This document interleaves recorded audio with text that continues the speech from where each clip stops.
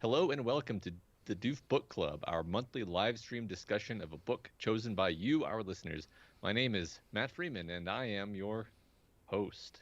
And I am Scott Daly, and I am your second host. And as for who the third host could be, It's it's you. It's you. a mystery. It's the people who are going to introduce themselves in a moment. Yes, hello everyone in the chat, and welcome to our monthly book club. I hope you're having a wonderful Friday evening. Please say hello in chat, and we will say hello back because that's how talking works. Where am I on the script? There I am.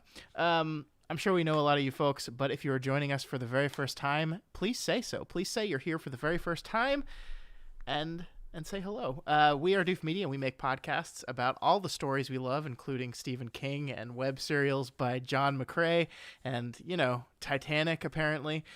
We also arrange and organize this monthly book club. Matt, what is a book club? Well, in this specific instance of a book club, Scott and I will select 5 books from a pool of books submitted to us by our wonderful Doof community. We put them up in a poll for all the supporters on Patreon to vote on, and they decide which one we're going to talk about. The book with the most votes wins, and then we all read it. All right. Before we reveal what the book is, I don't know why I said reveal, as if everyone in this chat doesn't already know and has read the entire book. Before we get to that part of the show, let's say hey to everyone. Hey, John. We see a lot of familiar names here. Hey, Bipolaron. Hey, Not. Hey, Kirkistan. Trindguard. Miss Evil Dome is here. And we got a first-timer here, Matt. Hello, Dan. Welcome to the show. Hey, Yeah. Cass. Did I miss anyone? Stories by Titanic. All right. Good I don't think I turnout. miss anyone. Yeah. I saw a lot of discussion of this book in the chat channels this month, Yeah, but I and can never click on those black bars because I hadn't finished the book yet. I hadn't finished the book, but I'm glad that everybody's here to help us, because if this book were an IQ test, I would have failed. Um, Not at all saying I didn't enjoy it, but I like dense and windy and intricate in a way that was delightful. But man, like sometimes I was just like, I have to stop, I have to process. Speaking of the book, Matt, what book are we talking about this month? We're talking about The 7.5 Deaths of Evelyn Hardcastle by Stuart Turton. What is this book about? The summary. Aidan Bishop knows the rules. Evelyn Hardcastle will die every day until he can identify her killer and break the cycle. But every time the day begins again, Aidan wakes up in the body of a different guest at Blackheath Manor. And some of his hosts are more helpful than others. With a locked room mystery that Agatha Christie would envy, Stuart Turton unfurls a breakneck novel of intrigue and suspense. All right. Everyone in the chat, I want to know what you thought of this book. Is this the first time you read it? Had you read it before? And what did you think about it? And while you are pondering those answers, I'm going to turn that question over to my co-host, Matt Freeman. What did you think of this book? I enjoyed it a lot. It was doing a lot of really interesting and novel things, which I appreciated. I thought it worked. I really enjoyed the idea of a single point of view character moving through multiple characters, and then some of the personality traits of those characters rubbing off on the point of view character. Like, that was a very fun device. It was almost a deconstruction of the idea of like third person narration. Um, that was awesome. The intricacy of the murder mystery was probably the most twisty and turny murder mystery I've ever read personally. Yeah. Um, I guess my only sort of criticism would be that it took me a while to get invested. It was such a kind of steep curve of like complexity, and with a lot of stuff happening, which made it hard for me to like kind of root in the characters and care what was happening. But eventually I did, and by the end I was very invested. So that is my impression. All right. As the answers from our audience are coming in, I like this book quite a bit. If you know anything about me, you know I love murder mysteries and I love Groundhog Day stories, and this is kind of both of those, although kind of not. Like, I think calling this Agatha Christie by the way of Groundhog Day isn't quite right because it's not quite a time loop story. It's an interesting twist on those things. I think it's a really fun concept. I think this author wanted to sit down and take an Agatha Christie novel and say, how can I make this new and fresh? Because there's been about 700,000 different permutations on the Agatha Christie murder mystery concept. And so they said, how can I do something fresh and new and different and interesting? And I think for the most part, he succeeded. I think sometimes this book's gimmick gets in the way of itself in a way that hurts the book a little bit for me. Some of the themes get a little lost in the intricacies of the plot, and I think there's almost one too many permutations of the rules.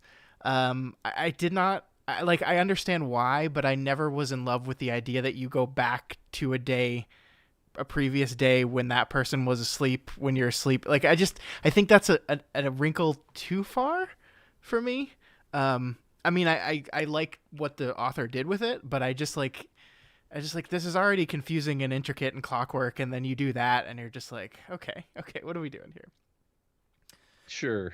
Yeah, I think it was too complex for me to actually hold in my head. I will say that. And that number, like, on the one hand is cool because complex plots are fun, Mm-hmm. but on the other hand, you stop being able to really predict what will happen at all at a certain point. You're just like, I literally don't, I can't follow this. Like the thing where, yeah. So I'll say the same thing about, like, the fact that it's not just a Groundhog Day story. It's a Groundhog Day story where you can interact with your past self, and then you have the question of, like, well, why isn't he just telling himself all of the information that he's learned up to this point? Mm-hmm. And then it's like, well, because then that would mess up this loop.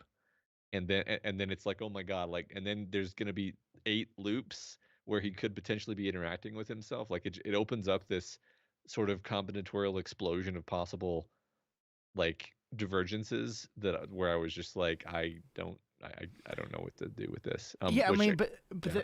the problem with all that is it gets in the way of like what I think the book is trying to say, which is the book has a lot of things to say about, you know, who we are and are we capable of change? How much of who we are and the actions we do is defined by our personality, and so the host switching is a lot of fun ways to say that. But I think you're so wrapped up in trying to solve the mystery that kind of muddles itself. And I think it's like I'm of two minds about mystery stories because some, like, there's some where I like to kind of be I want to actually be given all the clues to where I could have solved it had I been paying close attention. I don't always need that though. You know, some Agatha Christie stories, she just doesn't give you the clues. Like, you would literally not be able to solve it by yourself. And I Mhm. don't mind those either because I still think the reveal can be satisfying. I'm going to be honest with you. I didn't solve this, but like literally as soon as the book said Thomas was a young boy murdered, I was like, oh, Evelyn definitely did that. Like, I was like 100% that was Evelyn, 100%. And I didn't piece together that she was doing a fake suicide and all the other stuff. So I'm not going to say like I solved the book, but like I was like, oh, it's definitely like the whole 7.5 deaths thing. I think I caught on to that before the book wanted you to. Yeah, so I will not claim any degree of getting things in advance. The closest I'll come is, like, maybe I would get certain things, but then I would, like, unget them later because I would second guess myself. Sure, Like sure. like for example, I, like, almost immediately was like, I bet Daniel's a host, and then Daniel's like, I'm a host, and I'm like, yeah, I was right, and then I was like, well, maybe he's not a host, and then but then I was like, no, but maybe he's actually a host, even though he's saying he's not a host, and it's a double mind fuck because he's pretending to not be a host because it's and no, he's just not a host, you know. So Yeah, I mean, the funny thing about this book is that it's got the whole time loop stuff going on, but like underneath all that, like the actual mystery itself is just a very pretty standard Agatha Christie mystery story, which is I think why I was like, oh, it's Evelyn, because that's a very classic Agatha Christie reveal where the person you thought was the murder victim is actually the murderer. That's Mhm. like very very vintage Christie. So like that's why I caught on to that, and I was not letting all the other stuff going on get in the way of that. But I think oh gosh, I have so much to say about this book, and we'll get into it in the slides and everything. But I think we there's a lot of people in the chat right now, and we'll go through all y'all's responses. Sorry, we got carried away talking about how they weren't in love with the prose, and I get that. I mean, I think Turton is channeling a very Agatha Christie type thing. He's choosing to do it in first person, but um, it's not it's past, it's first person present, right? So because everything's happening to him as it goes, which is a choice, and that might not work on a lot of people. I didn't mind the prose. I never found it like beautiful. I think we just read a book for Kingslingers called Low Men in Yellow Coats, and a character in that book says there are books with good stories and there are books with good words, and sometimes there are books with both, and those are the ones you really should treasure. I think this book had a really good story. I think it had okay words, you know? Yeah, I didn't. At no point did the prose bother me. It served its purpose. The reason I think we're addressing that is that some people in the chat are saying that they were unimpressed by the prose. Yeah, yeah. Which, fair. I just didn't. It wasn't something I really noticed, so it's not like it got in the way of the experience for me. Yes, I mean, we got a lot of people here really enjoyed it, but definitely some mixed responses to this book, and I definitely get that. Yeah, not says they didn't like the prose. Kyrgyzstan says they liked it. They didn't like it as much as they thought they would. Cass says they were fully enthralled. So quite a range, really. Yeah, John yeah. says the prose was bad. That's interesting. Maybe as we go, people can point out stuff that they think is bad, and it's not like I'm arguing. It's not like I'm saying like, no, it's good. I'm just like, I wasn't even thinking about the prose because I was using all of my meager brain cells to just follow what was happening. Mm-hmm. I will say before we get into things proper, a really interesting thing happened to me with this book where I tore through like the first 120 pages really quickly. Like within the first day, within like an hour and a half, I just nonstop dove into this book. And then like the middle 100 pages, I sat with for a few days where I just could not get into them. And I think it's kind of for some of the stuff we've already talked about where the rules start piling on a little bit, and then I started to feel overwhelmed, and like that feeling of being overwhelmed and trying to keep everything straight kind of took me out of it. And then it was probably around page 250 of I guess what was 450. I just like devoured it. Like I don't remember exactly what the point was in the book plot wise, where I just said, okay, I'm vibing with this thing again, and I'm with it to the end. But I just devoured it from that point on. So yeah, it was only like I think it was probably like you spend about the first 100 pages with Belle, and then you go quickly through the butler, and then quickly through what's his name, who I don't even remember, and then you sit with Ravencroft, and I think I really liked Ravencroft. Yeah, I think a lot of people like Ravencroft. I think Ravencroft was when I got engaged with the character more, because there was more going on there. Yeah. I think Doom makes an interesting point, which is that the mystery is not solvable, or Doom suggests the mystery might not be solvable. I certainly don't think that I would have solved it even. I mean, which mystery are we talking about here? Are we talking about the mystery of EVELYN Hardcastle, or the mystery of Aiden and Anna? Any of the above. I don't think I would have figured any of this out, honestly. I don't think I would have ever figured out that her her handmaid was actually EVELYN Hardcastle the whole time. Yeah, that I never would have gotten. No, I did not get that. Like, I knew EVELYN was definitely the murderer. I just didn't know exactly how. And actually, you and I were talking about this, and I'm still having trouble getting up to the 7.5 deaths that are the 7.5 deaths. Now, I think it should be said that this book was originally titled The 7 Deaths of EVELYN Hardcastle, and then when they brought it to the U.S., there's a book called The 7 Deaths of EVELYN something else, and they had to change it because it was so close. So they added that half death. But let's just go through this, right? We have the stable boy, that's one. We have Thomas, we have Lord Hardcastle, we have Lady Hardcastle, we have that one, the old lady, right? Uh-huh. We're up to 5. Um, The footman. the the footman, the foot, the What no.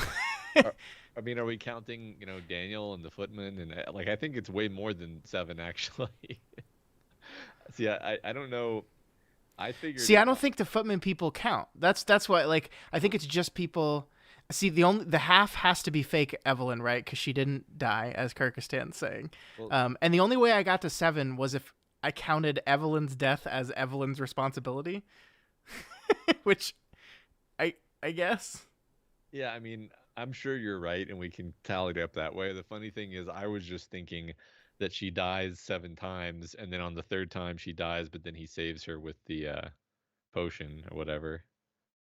So Yeah, it's 7.5 deaths of. But you're right though. There's clearly a parrot. There's clearly a joke or whatever I counted her going on. mom. So Stable Boy, Thomas, Lord Hardcastle.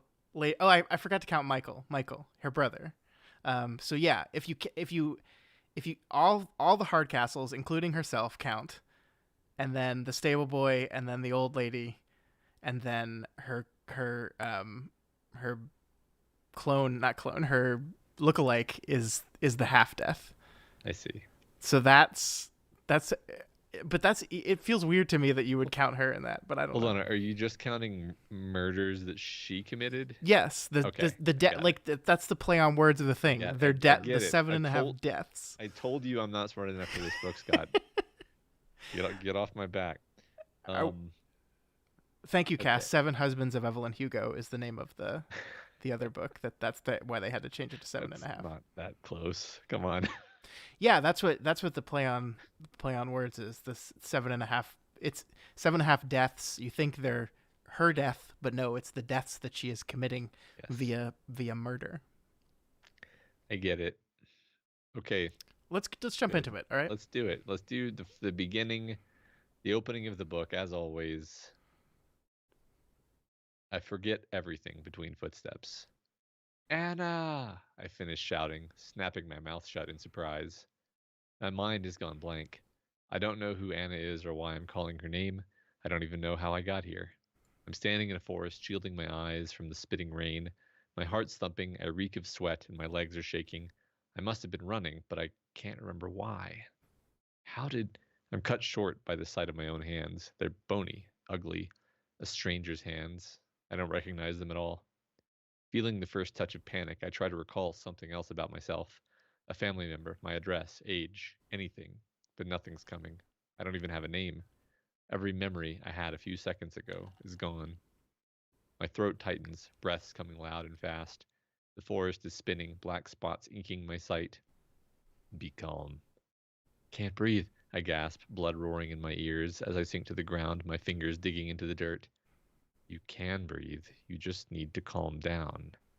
There's comfort in this inner voice, cold authority. Close your eyes, listen to the forest, collect yourself. Obeying the voice, I squeeze my eyes shut, but all I can hear is my own panicked wheezing. For the longest time, it crushes every other sound, but slowly, ever so slowly, I work a hole in my fear, allowing other noises to break through. Raindrops are tapping the leaves, branches rustling overhead. There's a stream away to my right, and crows in the trees, their wings cracking the air as they take flight. Something's scurrying in the undergrowth, the thump of rabbit feet passing near everything near enough to touch. One by one, I knit these new memories together until I've got 5 minutes of past to wrap myself in. It's enough to stanch the panic, at least for now. I love that last sentence. One by one, I knit these new memories together until I've got 5 minutes of past to wrap Alexa, myself stop. in. Sorry. Yeah, Alexa, stop it. I love that sentence though. I know some people are pretty mixed on the prose, but like I've got 5 minutes of past to wrap myself in is wonderful. This opening of this book, Matt, is great. You know the movie Memento, where he goes through one of his memory losses and then he's running through a parking lot and he looks over and sees a guy. He's like, "Oh, I'm chasing this guy," and then the guy shoots him. He goes, "Oh, nope, Oh, he's chasing he's me." chasing me. That's kind of what this what this opening of this thing is, where he just suddenly finds himself in the forest. There's people running and he doesn't know what's going on. I think it's a very evocative start to this thing. I really liked it. It's a very dramatic beginning. I love the line that just sitting there until he has 5 minutes of past is enough Yeah. to get him going. Yeah. That's a very fun way of putting it. And a lot is introduced here. Like, obviously the second sentence of the book has the name Anna, which, I mean, I actually think this is one of the errors I made in reading this book. Is the book kind of tells you from the very beginning that Anna is the most important thing about this whole story, but I think I got so swept up in the mystery of Evelyn that I wasn't paying enough attention to all the Anna stuff. Like, I just wasn't as into it, and that's really the center of the book. Really, the Evelyn Hardcastle is just the backdrop to the story of Anna and Aiden. Yeah, I mean, I honestly didn't. I saw the Anna stuff as a sort of distraction from what I wanted to be paying attention to, which was the murder mystery. Yeah. And I mean, that obviously was my, mistake in a sense, because thematically the Anna stuff is close to what the core is. I also, I guess I just didn't understand what was happening with Anna, and I didn't understand the idea that there were like, I mean, okay. Intentionally, you're not meant to understand what's going on. So like, that there's rivals in the house, and you don't know how many, and you don't know who they are, and then it's sort of implied that Anna is one of them, and then you're suspicious of her. This is one of those things where it's like there's a lot of things going on, which is fun in one sense, but then sort of too much in another sense. Yeah, I mean, it's like, I don't know, like I love this book, but there's like so you got Anna, and then you're told that Anna is like you, except she's not like you because you're the only one that can jump around hosts and she can't, so she's only got to do it all in one day. And then there's the plague doctor, and then there's the footman, and then there's another host that we learn later. It's almost just like there's too much stuff, you know? This is what I meant about kind of the jumping back to the previous days. It's just like there's just, it always feels like there's just one rule too many sometimes. And I just felt it was distracting. Like, I feel like the conceit of this book gets in the way of itself a lot. And I mean, I still really enjoyed it, so it works largely. But I think your reaction is I was distracted, and I didn't like the Anna stuff because it was distracting me from the thing I cared about, which was the murder mystery, which is Turton like trying to do the red herring thing to you, but in actuality what happens is you just kind of miss some of the most important things thematically that are going on here. Yeah. There's also a certain part of me toward the beginning of the book, which I think I got over this eventually, but toward the beginning of the book you're just like, what the hell is going on? Why are we in a time loop? Mm-hmm. And fairly quickly the character, within like a couple of loops, maybe the first 3 loops, the character is just like, all right, I just need to solve this murder mystery, in fact, you could say that like the character spends the whole first 2 loops just being confused and sort of ineffectual, but then I was still kind of hung up on like, but what is going on here? Like, what is this time loop thing? And we're jumping to the end here, but in retrospect, I actually think it's kind of delightful that we never really know what the time loop was exactly. Like, we know it was a sort of like punishment. But like, we don't know if it's magic. We don't know if this is like the Matrix. We don't know if this is the far future or just like another magical realm, or what exactly is happening here. It doesn't really matter. But like, that's what I thought the mystery was going to be, is like, what's going on here, and turns out it wasn't at all. So he's keeping you very off balance about what questions you're even supposed to be asking. Yeah. Which, I mean, I think works largely, but I do think it's in the way of itself a little bit too. I mean, I think it's funny that you say that Aiden like immediately goes into solving the murder, because he really doesn't. I mean, he spends like half the book being like, what is this? I don't want to do this. No. I just want to save Anna. Yeah, I think he spends the first entire, you know, entire person just being like, no, I gotta get out of here, and then okay, so here's another problem is it's so confusing. I literally don't remember it that well. But like one of the first people that one of the first hosts, he just like has them run away from the house, Yeah, you know, and that's number 3. Yeah, yeah, so clearly Davies, I believe. he spends a lot of time not solving the murder mystery. Um, definitely. So you're right about that. Yeah.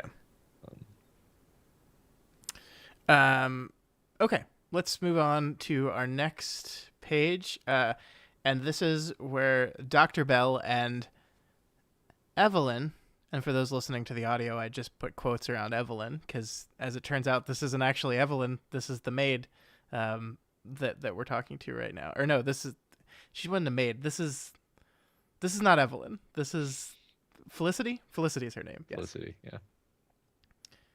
At least you're not a stranger to yourself, Miss Hardcastle, I say. Surely you can take some solace in that. Quite the contrary, she says, looking at me. I imagine it would be rather splendid to wander away from myself for a little while. I envy you. Envy? Why not? She says, wiping the rain from her face. You're a soul-stripped bare, Doctor. No regrets, no wounds, none of the lies we tell ourselves so we can look in the mirror each morning. You're... She bites her lip, searching for the word. Honest. Another word for that is exposed, I say. Am I to take it you're not enjoying your homecoming? There's a crook in her smile, a slight twist of the lips that could easily be damning, yet somehow comes across as conspiratorial. I'm not the man I'd hoped I'd be, I said quietly, surprised by my own candor. Something about this woman puts me at ease, though for the life of me I can't tell what it is. How so? She asks. I'm a coward, Miss Hardcastle, I say. 40 years of memory wiped away, and that's what I find lurking beneath it all. That's what remains to me. Oh, do call me Evie. That way I can call you Sebastian and tell you not to fret about your flaws. We all have them, and if I were newly born to this world, I might be cautious too, she says, squeezing my arm. You're very kind, but this is something deeper, instinctive. Well, so what if you are, she asks.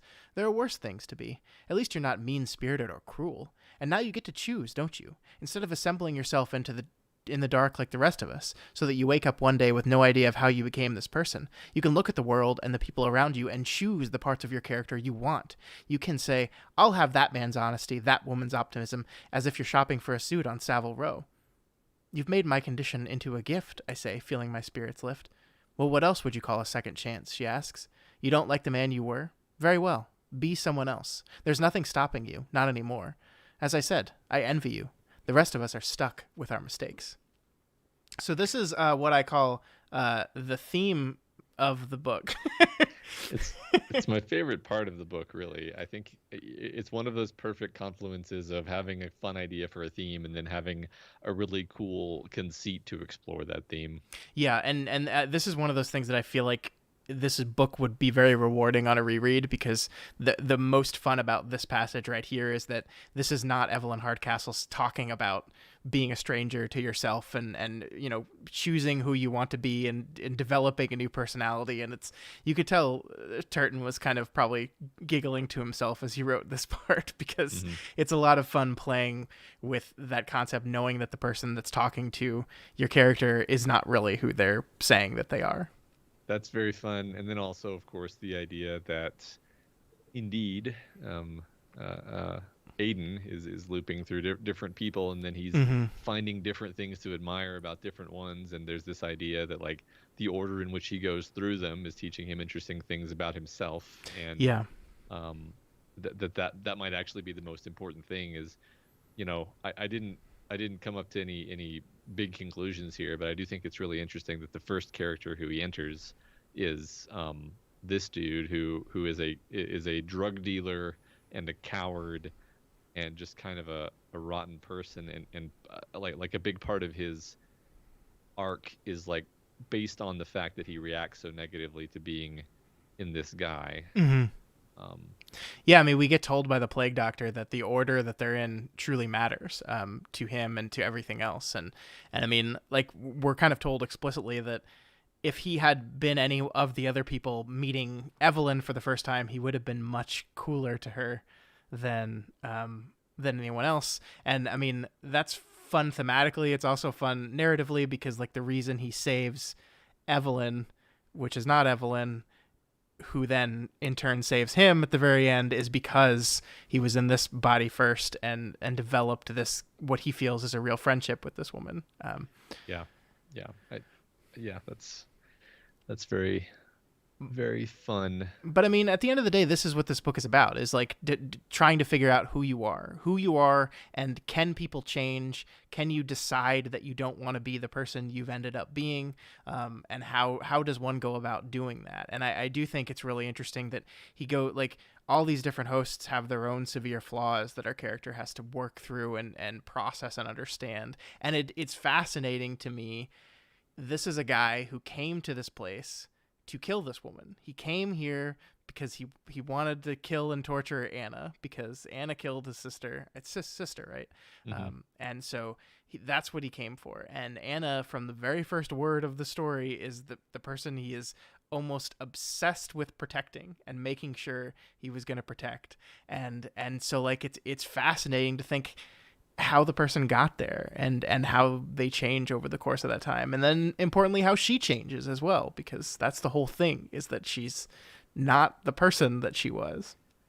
Yeah, I really love the idea. I mean, the idea of a purgatory in fiction is not the newest thing ever, but I love this wrinkle that a part of what redeems Anna is this vengeful, hate-filled guy who came in after her to make her purgatory, to make her suffering even worse. Mm-hmm.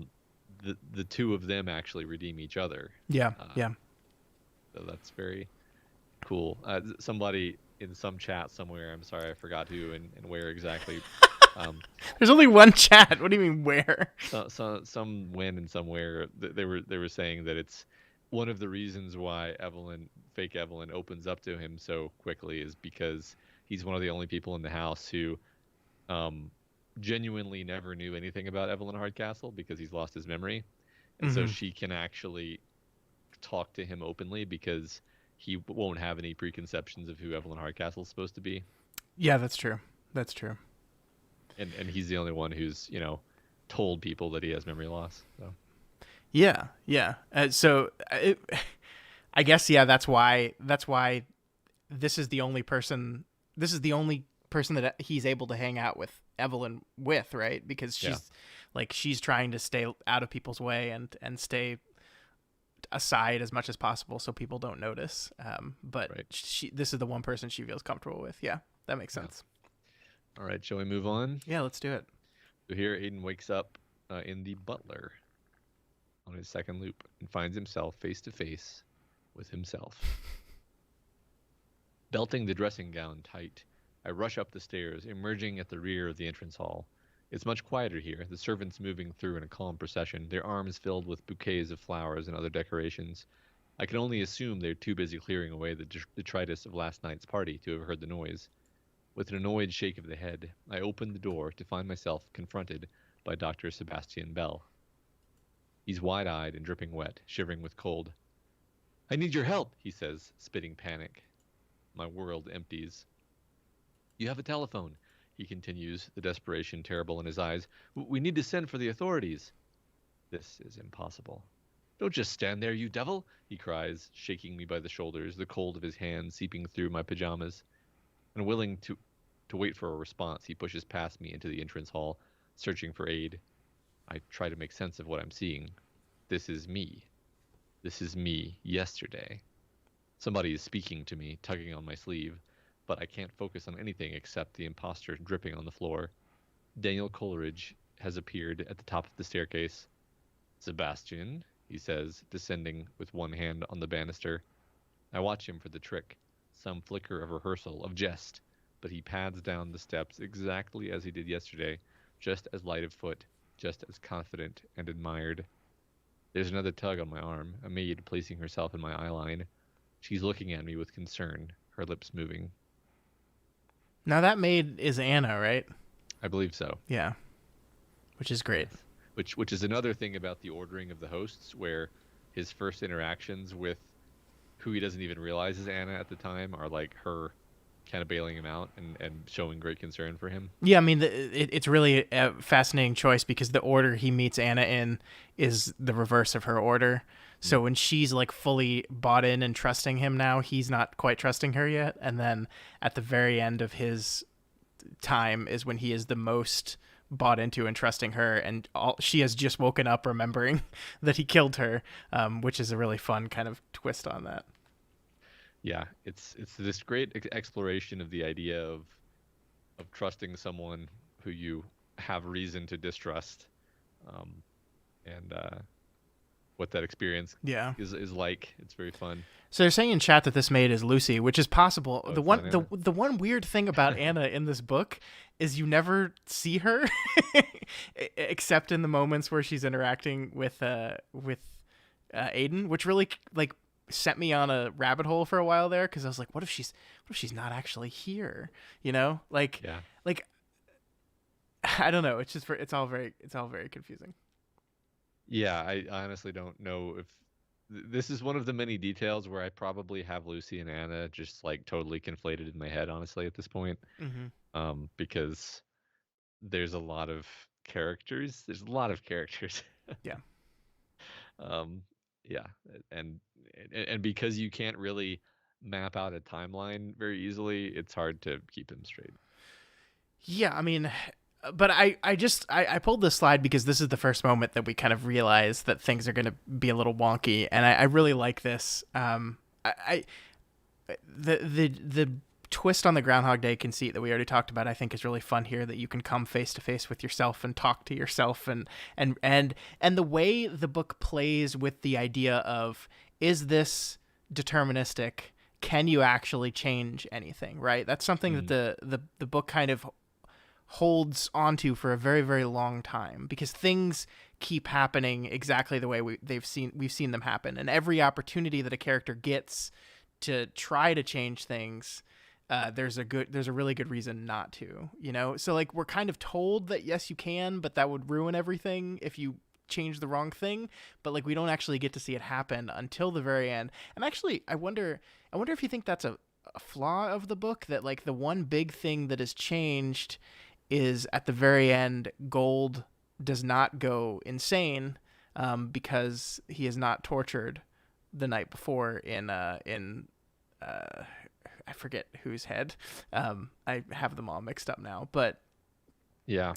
and like that felt like that's a massive moment of like, something's different, and characters are like shocked when they see something's different. But I don't know, that moment didn't feel like it landed with enough oomph for me for that to be like the big moment of, oh my gosh, they changed something. I so um this is me being confused as I think things through. But there's a prior small moment where they change something at the actual murder, at the actual fake Evelyn suicide scene, right? Where like the first time the first time it happens, like her brother rushes up to her, and then subsequent times the investigator character is Yeah, there you're first, right. right?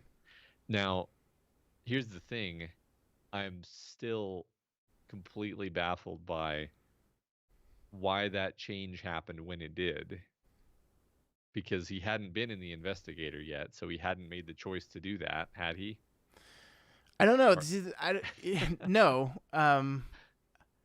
so why did that happen on that loop and not?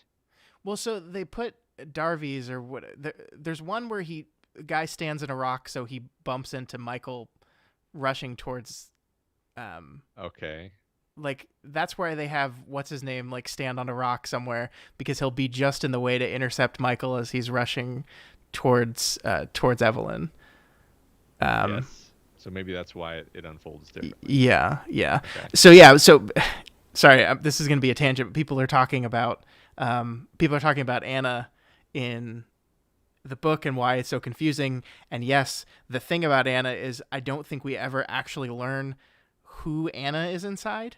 Like we know they're a maid, but we don't actually ever learn like the name of that person, which was part of the confusion for me because obviously people don't know her as Anna because when Belle's running around screaming the name Anna. Everyone's like, I don't know who that is. But we never actually learned the name of her host, which is confusing because that doesn't help you like track her through the house. I don't know. Does she show up in different people between different loops? No, she is the same person. She is living this all in one day as the same person. And but regardless, okay. And does Daniel ever show up in other bodies? No, Daniel is in Daniel, and Anna is in whoever Anna is in, and they are in the same people. The only thing they do is they wake up with like the memory of like the last thing, and they wake up with the concept of the rules in their head. Okay. So yeah, and that makes sense of like why they are having trouble finding Anna, because they don't know who Anna is even. Mm-hmm. Okay. Yeah. It's very confusing. It's funny because it's confusing, but I think in the end it all parses. Like, I don't think there are mistakes. It's just there are so many things where you're like, okay, hold on, wait a minute. Yeah, I mean, it's like a clock, and like if you don't, like, every gear is doing something else, and it's very hard. I mean, you can see the overall image and you go, that's neat, but if you want to look at how like each individual piece moves, it gets a lot more complicated. Yeah, I think honestly I was waiting for it to crystallize in my mind, and it just never did because it's so big. So like, for example, the thing where the thing where he makes the first change, with the with the suicide scene unfolding differently, I never got that until you just explained it to me, and thus I was like, when is this going to be explained to me? And it never was explained to me. Mm-hmm. And then like you were saying, so to kind of return to what you were saying about the fact that we change what happens to Gold at the end, it's like I don't even remember what choice he made that led to that being different. So like there's a lot of small but incredibly important decisions that are made throughout the book that I just like missed, Mm-hmm. Because there's so much happening. Yeah, no, I know what you mean, because I'm right now trying to actually think of what was it that happened to stop Gold from going completely apeshit. Well, he doesn't get tortured in Who's Before Gold. The cop is the cop before Gold. Yes, the cop is the 7th, but that's not the one that gets tortured. It's number 3 who gets tortured, and he. So this is what.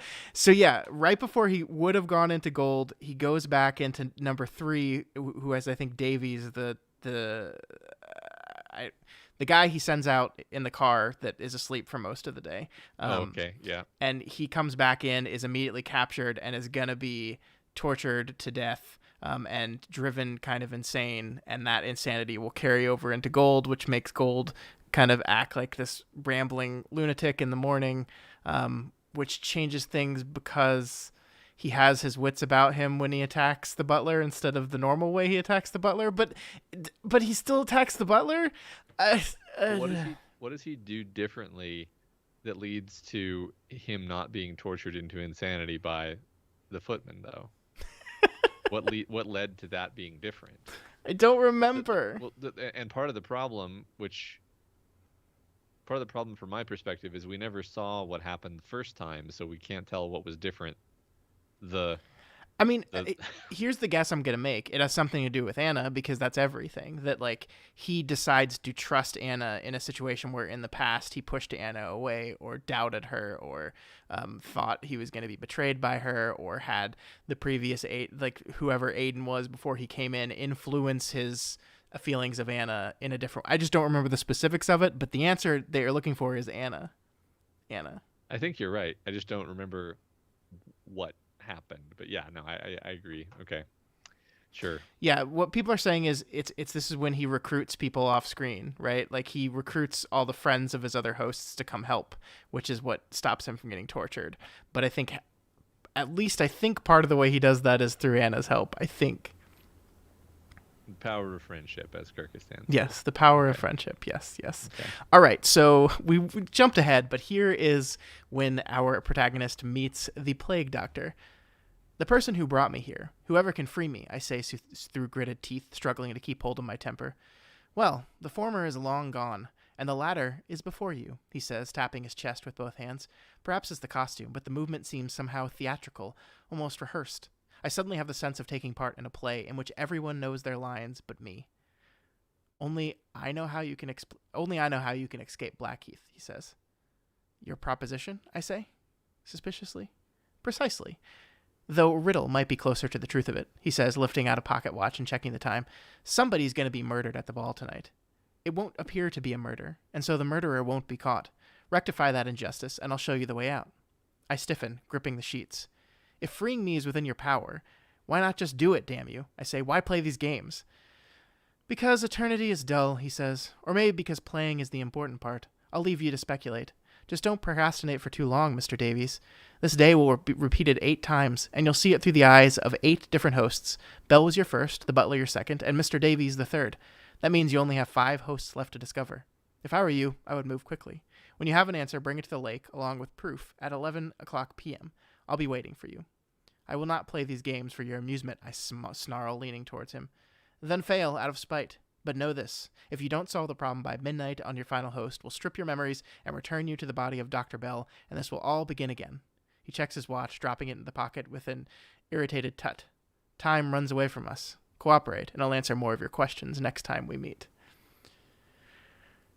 So here's the Plague Doctor. A very fascinating character, and one of several administrators, and of what we learn is basically a prison at some point. That's a slide for later. But, I mean, this is the Plague Doctor serving... I wonder... I was thinking a lot about this character, because I want to make an argument here that I think the book would be better if you just carve this character out of it. I think he just adds another level of confusion to things. It's yet another mystery, right? Yeah. And here's the thing. I sound like I'm being critical. In reality, everything comes together in the end. But there's this big expanse in the middle of the book that I think you were talking about earlier, and others did as well, where you're just like so confused that you become just detached from the story. You're just like, I don't know what's happening. I can't follow it. I don't care about the characters particularly much because I can't follow the plot.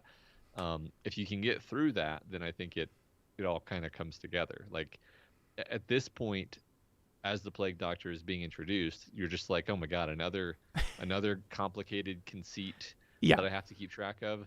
It's not until much later that you think of the Plague Doctor as a character who's like this compassionate, I mean, it's sort of an angel is what he is, right? He's the angel who wants to redeem you, who has faith, and who has apparently put himself through, unthinkable amounts of trouble to, help shepherd your soul towards some positive resolution. But at this moment, he's just a mystery. So. Yeah, and I mean, I think he solves a lot of important purposes in the story, right? I mean, he is kind of our exposition angel for a lot of the early book. Like, this is what he's doing here. He's laying out the way this is going to work for our protagonist and therefore for us. You're going to be in the heads of 8 different people. Here, recap, here's where you're 3, you've got 5 more. Here's what's going to happen. If you don't solve it by this point, you're going to go back. Like, he is basically attempting to give the story structure, and then simultaneously complicating the structure of the story quite a bit. And yeah, I mean, we'll talk about the prison and therefore what is the Plague Doctor, what is this whole thing? There's a lot of different things it could be. The choice to put him in a Plague Doctor outfit is really interesting, right? Because, these are people who dressed in this creepy looking mask and long flowy clothes specifically to try to avoid being contaminated by the people they're trying to treat, right? And so that is a really interesting image, especially when we learn later that the people that are supposed to be here, Aiden notwithstanding, are criminals, are monsters, are some, especially in this particular instance, some of the worst possible people ever. And we have this guy who's wearing this mask to protect himself from the corruption of these people. I think it's just a really fascinating image, and I really like it. Yeah, I like that. I didn't think of that connection. One thing that was maybe a red herring that was intentional or unintentional was when he finds that there's a bunch of plague doctor costumes. I was like, oh, so some of these plague doctors are actually somebody else wearing the plague doctor costume. It's like, no, but I mean, there was one time when there was a second plague doctor, but that's not what I was thinking. Yeah, that was another red herring that's thrown at us. Yeah, that Yeah, there's like, at that point I was like, I no longer believe any of the plague doctors are the plague doctors. And so yeah, like when he sees David talking to the plague doctor, I'm like, that's probably not him. yeah, right. Yep. Um, Again, it's sort of a pattern where it's like the first thing out of my mouth is a complaint of how frustratingly complicated it was, and then I'm like, but it ended up working out, and I liked it in the end. I mean, this is a fascinating kind of point of conversation, I think, is that like, I think we talked about this when we were talking about Dune, and there were parts of Dune that were pretty confusing to me.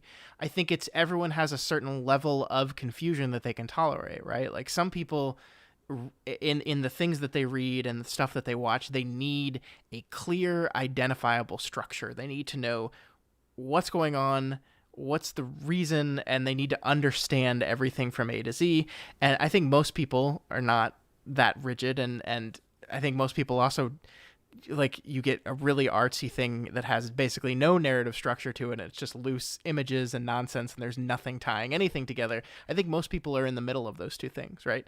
And this is a book that lives in the middle. It establishes structure, but it also it layers that on so much that you are often confused. And I don't think that's necessarily a bad thing. Like I said, the problem I have with it is not that I was confused. The problem I have with it is I think the book is trying to say really, really, really interesting things about identity and change, and I mean rehabilitation, and how you define who you are as a person. And I do think that some of the meaning of that got lost to me as I was trying to unwind this clock. Hmm. Yeah, yeah. I almost feel like this should have been, the 5.5 deaths of Evelyn Hardcastle because just like having it be 8 loops that, like, especially some of those middle ones, you're just like, okay, I don't know. Like I couldn't, I would fail like a quiz over, the names and details of what each host does and their importance to the plot. Um, anyway. Yeah. I mean, that's John is saying that they're a little more rigid in their mystery stories. They like mysteries to be a bit tighter, at least than this one.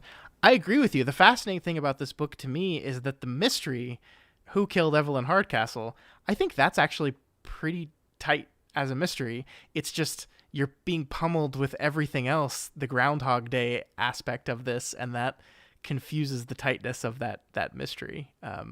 It makes me think there's a mystery novel that I read that I quite like called The Magpie Murders, and it's actually it's a book within a book. So there's actually a mystery novel within the story, and both are being solved simultaneously, and it's really, really interesting. And it's kind of the concept of that you're running two mysteries simultaneously, like this book is trying to do. I think that book does it a little bit better because the conceit is not so fucking confusing. But I don't know. Okay. Interesting.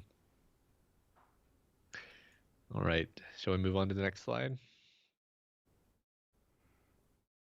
Here we have. Yeah, I'm gonna push back. I don't agree, Doom. I don't agree that for it to be a mystery novel, the mystery must be solvable. I don't agree with that. I don't know how to explain why I don't agree, but I mean, I think those are certainly fun books where if you're diligent in jotting down the clues, you can get there. But I don't know. I don't. I mean, I guess which mystery are we talking about here? Yeah. I think that's the thing is it's posing as a Victorian mystery novel. I mean, I see this as like a high concept sci-fi novel posing as a Victorian mystery novel. You know, and the Victorian mystery novel thing is a red herring.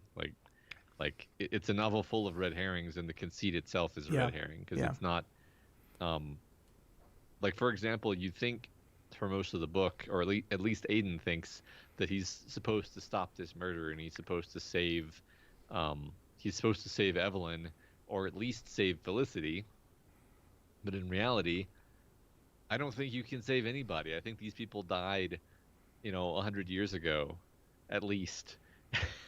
And this is not real time travel. I think this is some kind of either literal computer simulation or magical reconstruction. And they can't change what happened here. Like the way the Plague Doctor talks about it is he always says, um, Evelyn Hardcastle's death was never solved in this very like firm past tense way where it's like you're not going to save her. Like whatever happens within this time loop, you're not actually going to save anyone's life. The only person who you can actually save is Anna, which is because this is the first thing that's introduced in the story. That's the actual mystery: is how are you going to save Anna, and why do you want to save Anna? Um, so I think that's fun, actually. The idea that it's a murder mystery is in fact a red herring.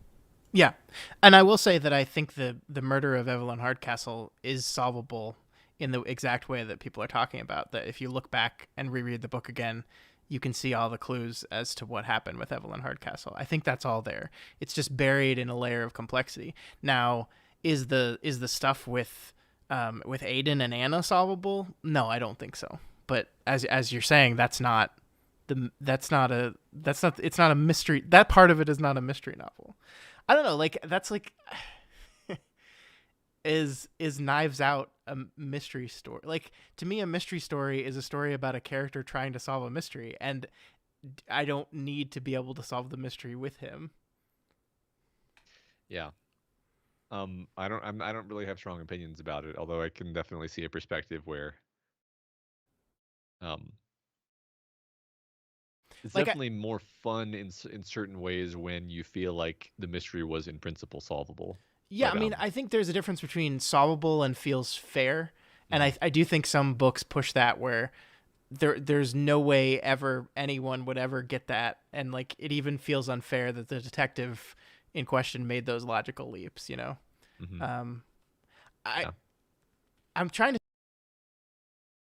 French is my favorite mystery author right now, and I'm trying to remember if any of the mysteries in her stories feel solvable, and I honestly don't remember. Yeah, no, I think the thing about all um mystery novels of that particular variety is that there are ample red herrings, but the actual culprit is always there to be found, and it's just like you might mistakenly think it's this guy, but the clues were there in plain sight. And the I mean, I'm thinking about The Secret Place, where we definitely see a lot of clues as to who the murderer is in that one, but I didn't catch it because I was there were clues about all of the possible candidates that it could have been, right? Mm-hmm.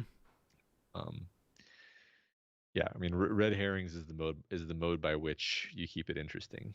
um like Knives Out, everybody is everybody could be the murderer because they all have motive, right? Yeah, but Knives Out is almost intentionally upending the entire concept of a mystery story. So I don't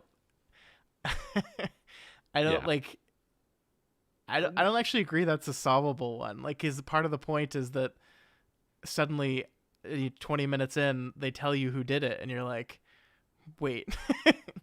I don't yeah. know. Well, no, I mean, I don't think there's a rule that says it has to be solvable. I would say that it can make it more fun if you see it as like a puzzle box that you're interacting with, but it And doesn't I have think to be. there's enough pieces of the puzzle in this to make it feel like a puzzle box. Like I don't know. Well, so if we are considering the mystery of who is Anna, why is Anna so important to be the central mystery, there are some clues there, and that is a mystery that unfolds as you go. For example, you have this voice in your head, which is something that was in the first page. We just didn't really highlight it when we talked about it. Yeah. You have this voice in your head, which we eventually realize, like, this is something like the true voice of Aiden Bishop, um, in a fantasy conceit sense, where we don't really know what that means exactly, Sure. but he's somewhat different from the person that you've become, right? You the, Yeah. um, the person that the point of view character has become. Um, Yes. I don't think you can solve the mystery of Annabelle, whatever her name was, though. yeah, I don't think that's no, achievable with until we're specifically told that in the story. no, you Um, can't solve that. yeah. No. All right, next slide. So that was a whole tangent. I'm sorry, everyone. It's okay. It's a loopy book. So here, Aiden finds himself in Ravencourt, and we get to see the murder for the first time. I need to be on my feet, searching the house, questioning guests, but Ravencourt's incapable of such feats. This room is too crowded, his body too weary. He's a man of calculation and observation, not action. And if I'm to help Evelyn, these are the skills I must embrace. Tomorrow I'll dash, but today I must watch. I need to see everything that's happening in this ballroom, cataloging every detail in order to get ahead of this evening's events. The champagne calms me, but I put my glass down, wary of dulling my faculties. That's when I spot Michael climbing the few steps that lead to the mezzanine overlooking the ballroom. The orchestra is silenced, the laughter and chatter slowly dying down as all heads turn toward their host. I'm sorry to interrupt, says Michael, gripping the banister. I feel foolish for asking, but does anybody know where my sister is? A ripple of conversation washes over the crowd as heads turn to look at one another. It takes only a minute to determine she's not in the ballroom. It's Cunningham who spots her first. Touching my arm, he points toward Evelyn, who's weaving drunkenly as she follows the braziers Braziers. toward the reflecting pool. She's some distance away already, drifting in and out of the light, a small silver pistol's glinting in her hand. Fetch Michael, I cry. As Cunningham pushes through the crowd, I drag myself to my feet, lurching toward the window. Nobody else has seen her, and the commotion's building again, the temporary fuss of the announcement already fading. The violin player tests a note, the clock showing 11 p.m. I've reached the French doors when Evelyn arrives at the pool. She's swaying, trembling. Standing in the trees, only feet away, the plague doctor watches passively, the flames of the brazier reflected on his mask. The silver pistol flashes as Evelyn raises it to her stomach, the gunshot slicing through conversation and music. Trying to imagine her following some bras out to Yeah, the pool. those flaming bras they're Yeah, those decorating. flaming bras. Yeah. It's a celebration of women's lib. Um. So yeah, I mean, I thought we could use this as our opportunity to talk about Ravencourt, who is I think our first character that really starts to complicate the book in really interesting ways. He's fascinating. Of course, he's this incredibly large man who does not get around very easily, but is also a very sharp mind, which allows our character to start actually thinking about things in new ways. Like he's a Yeah. man of calculation and observation, not action. I actually read there's a Q&A section at the end of this book, and with the author, and he originally wrote Ravencourt to be like super nasty and mean and terrible, but he fell in love with him while writing him. He's his favorite character, and I think that does show. I think it shows that like it's not, and I'm not saying Ravencourt is like a good person. I think the thing about his hosts is none of them are good people. Hmm. I'm Yeah, I trying to mean, it's funny that the Knives Out comparison would be like, these are all of the people in the Knives Out movie. yeah, yeah, Like they all have different terrible character flaws, but they also have um, what could be viewed as positive traits, like either hmm intelligence or, physical skill. I like how, Ravencourt's intellect is depicted as being quite different from, the police investigator's intellect. yeah, Like they're two different types of intellectual, which are both fun actually, and it's distinct enough that you actually notice like um, the the type of intelligence being used, which I thought that was really cool actually, because usually when you see a character who's intelligent, they're just sort of intelligent in a general way. But Yeah. these are two very different characters. The detective was much more observation based. Like it says he's a man of calculation and observation, not action, but I think the detective was much more observation and could read intent behind observation. I think Ravencourt is like he's very good at detecting um it, it's the old man who's really good at detecting duplicity. Hmm. Ravencourt is more like he's very good at I'm trying to find the right words for it, but he's yeah, it's a very distinct kind of intelligence. Yeah. Yeah, I see it as just thinking through the ramifications of Yeah, yeah, things, yeah. and like it's funny because he's the one who loses at the chess game, but he's actually probably the chess player of the group, where he's coldly and rationally thinking things through. I think a lot of the other hosts are very like emotionally dominated, where Ravencourt is the first host where he kind of gets to sit back from the situation and just be purely analytical, Yeah. without being swept up into things. But also he has the issues of Ravencourt's body, which is like at extreme levels of unhealthiness. Hmm. Um Yeah, yeah, like that it's just he's like I find that really fascinating because like I wonder how much of that is Ravencourt himself, you know, like hmm we're seeing these little bits of so like as Doom is saying like the horror of being entrapped in Ravencourt's body. I feel like a lot of that was Ravencourt himself. He's like intensely insecure about the way he looks, and yet unable to stop it. I thought that was really interesting. yeah, And yeah. I don't know Maybe, if that's textual. I don't know if I'm adding that to the book or not, but yeah. I mean, I think that I think that I read it similarly to what you just described, because as he goes through more and more hosts, more and more of the host leak through into him, but he's not aware of that at first. yeah, yeah, So, um, in even at the time, and I think even more so in retrospect, I think a lot of what's going on with Ravencourt is Ravencourt's own feelings that yeah. are influencing Aiden. And that's, but as you say, it's not textual. Like, we don't know that, right? Well, I mean, It, let me say as a larger man, like you don't feel fat.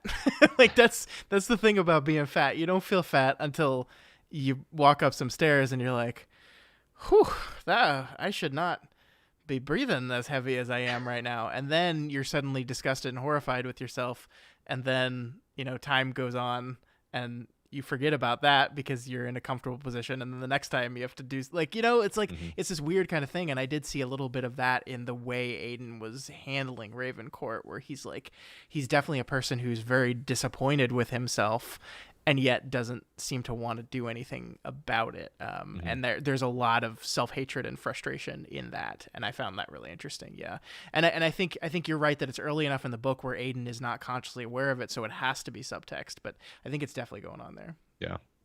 We talk about my other favorite character, Cunning, Sure. Cunningham, Oh yeah, Cunningham. is Um, Ravencourt's man, who, Ravencourt's man, who I mean, it's such a delightful twist on the whole extremely loyal servant thing, and like mhm, the idea of introducing like this is the guy I'm going to tell immediately that I'm not really Ravencourt, so it allows him to be honest with it's such a clever way, because I think it's very important for the book that we see Cunningham's real personality come out, and like Ravencourt is the one that interacts with him the most, so how do we do that? Because he's not going to act like himself around Ravencourt. Well, we'll just have Aiden tell him that he's not, and so he buys into it and then gets to act like he hates this guy, which he does, and mhm. it's this really fascinating back and forth. I wish I had pulled the slide, but like the moment where Cunningham pushes back against him, and it just makes Ravencourt like laugh, like this big guffaw laugh of like joy that like, oh, you just good one, you just Yeah. got one over on me. Yeah, no, it's great. It's great. I love all the side characters. I mean, Cunningham. w- I was actually suspicious of him because I was like, huh, he's taking to this ridiculous thing that I'm telling that Ravencourt is telling him so easily, that I almost suspect that he knows more than he should. But he's Mm-hmm. just like a cool, resourceful character.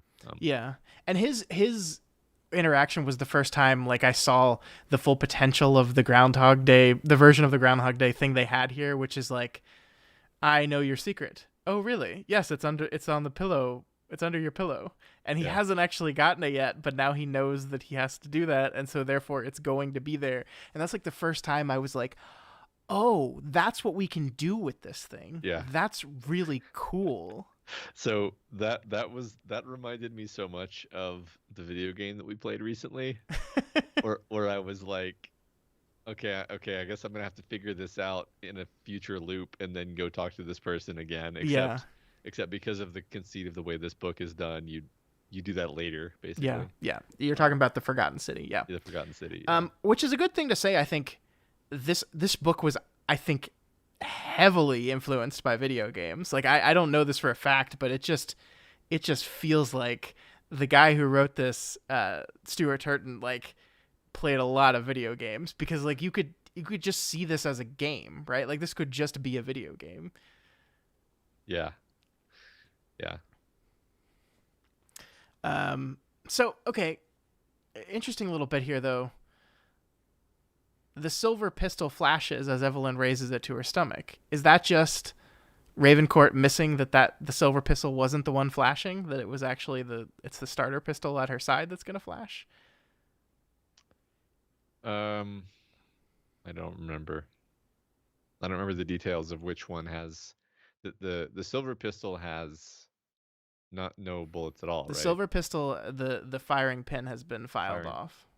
So maybe like it just flashes in the light, as in it reflects Yeah. the light. Oh yeah, that's probably what it is. Yeah. But that's a fun turn of phrase there, because you see that flashes and I think your brain assumes that's the gun going off.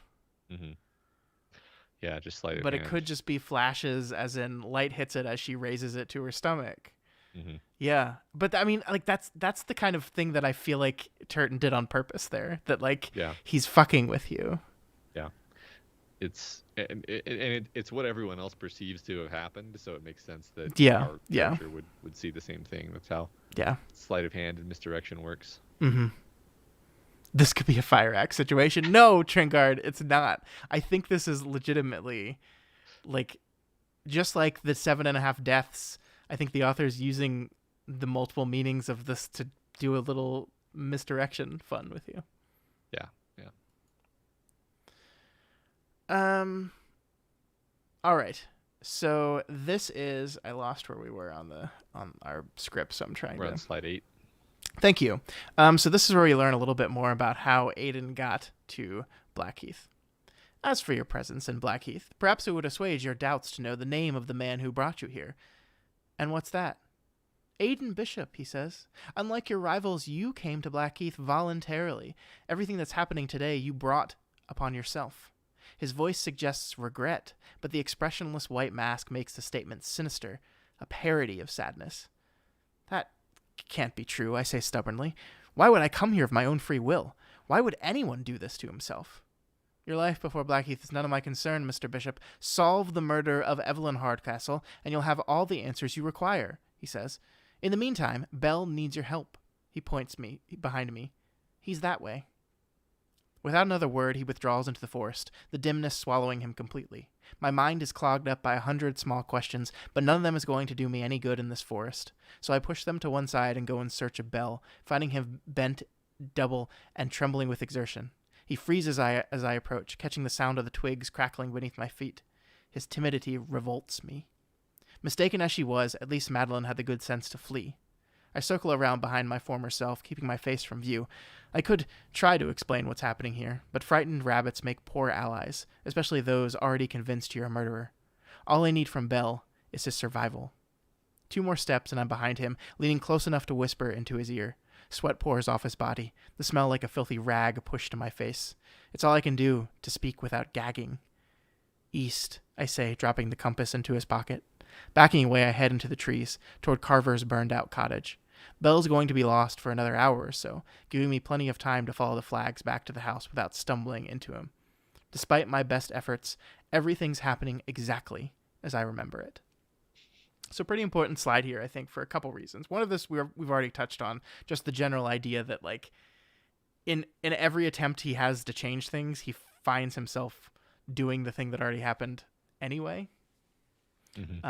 Which is just really fun. I love this idea of like he's like, no, I'm not going to do it. I'm not going to do it. I'm not going to put the compass in his pocket.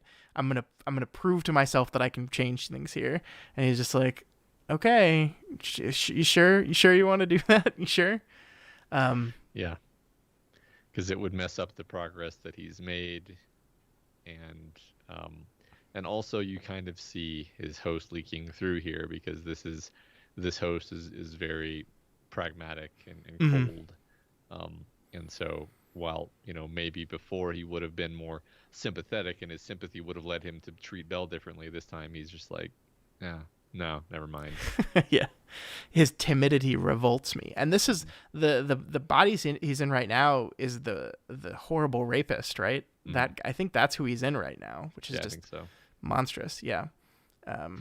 Right. Yeah, because the woman just runs from him immediately. You mean EVELYN Hardcastle when you say the woman? Is it EVELYN? I don't I mean, remember. it's Madeline the maid who is EVELYN Hardcastle, and it's the fake EVELYN Hardcastle that's the one that almost shoots him when he's chasing after the real EVELYN Hardcastle. Okay, I'll take your word for it. I mean, it is. Okay. But yeah, I also love the reveal that, hey, you came here intentionally. You did this to yourself. And look at that, like his voice suggests regret, but the expressionless white mask makes the statement sinister. Like it's right there, right? I almost didn't even question why he would say that with regret. We find that out a little bit later.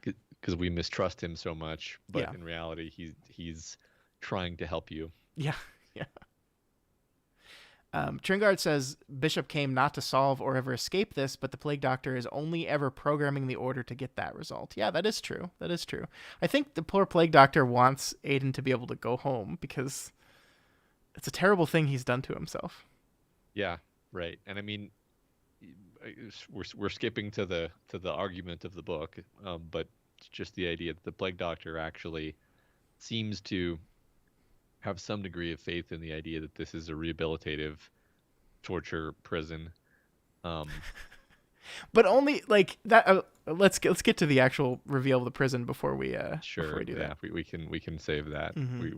This is complicated enough without us jumping all over the place. Yeah. So let's move on to Aiden's next host. Derby is different from the rest of them. And this is where the book starts pushing the differences between the hosts. Yeah, like textually pushing them, yeah. I sit with my feet on the table, the chessboard beside me. Cupping my chin in my hand, I stare at the game, trying to decipher some strategy from the arrangement of the pieces. It's proving an impossible task. Derby's too flighty for study. His attention is forever straying toward the window, toward the dust in the air and the noises in the corridor. He's never at peace. Daniel warned me that each of our hosts thinks differently, but only now do I comprehend the full extent of his meaning. Belle was a coward, and Ravencourt ruthless, but both possessed focused minds. That's not the case with Derby. Thoughts come buzzing through his head like blue bottles, lingering long enough to be distracting, but never settling. A sound draws my attention to the door, Ted Stanwin shaking out a match as he surveys me from above his pipe. He's larger than I recall, a slab of a man spreading sideways like a wedge of melting butter. Never took you for a chess man, Jonathan, he says, pushing the old rocking horse back and forth so that it thumps on the floor. I'm teaching myself, I say. Good for you. Men should seek to better themselves. His eyes linger on me before being tugged to the windows. Though Stanwin hasn't done or said anything threatening, Derby's afraid of him. My pulse is tapping that out in Morse code. I glance at the door, ready to bolt, but the burly fellow is leaning against the wall in the corridor with his arms crossed. He offers me a little nod, friendly as two men in a cell. Your mother's running a little late on her payments, says Stanwin, his forehead pressed against the window. I hope all's well. Quite well, I say. So, okay. This is, first of all, this is delightful. How many different characters interact with chessboards during the course of this book is just really delightful. But one of the things I was thinking about here is how many characters in this novel are pretending to be something else. You know, like either literally or more metaphorically, like Stanwin. Like Stanwin is this, you know, like caste system, class system wise, lower level person that has used blackmail to elevate himself to a false position of power where he's just holding information over on people. And the only reason he can get away with that is because all these other people are pretending to be things they're not. Derby is pretending to be this gentleman. His mother is allowing him to exist in this world where he's this perfect gentleman, but he's actually a monster and a rapist, a terrible person. Like every single one of these people is is inhabiting a body that is the thing that they are not. Right, and that's everywhere. And so that's the way the author, I think, takes our fun conceit of our person hopping hosts and then literalizes with all these hosts are doing the same thing in their own bodies. And then of course Evelyn takes that and makes it quite more literal by literally having someone else inhabit her body and pretend to be her. Like that's just, it's everywhere around here that everyone is trying to be something else. And Yeah.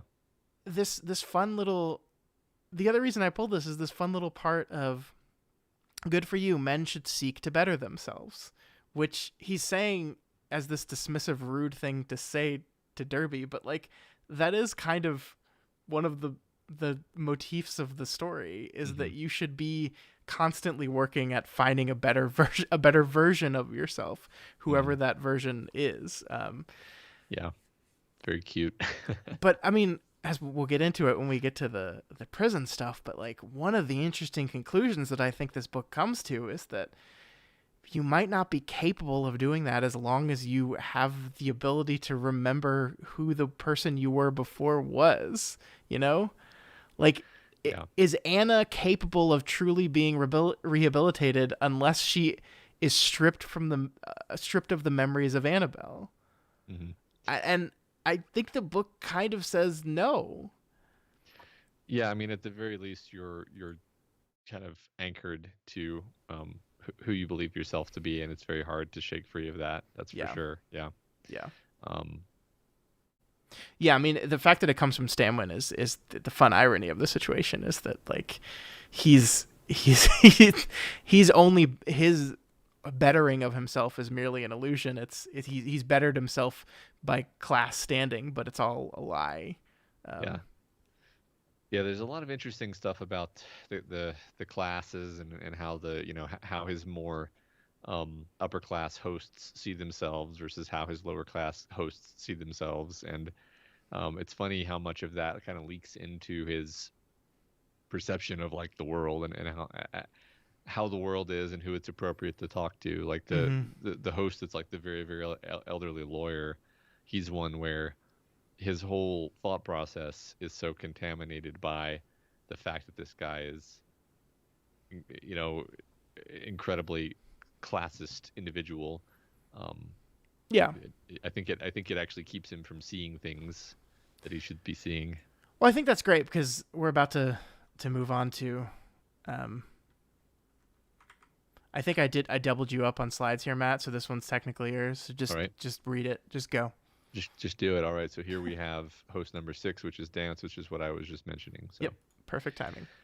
Placing my hand on his shoulder, I lower my face to his, watching as his eyes flee mine.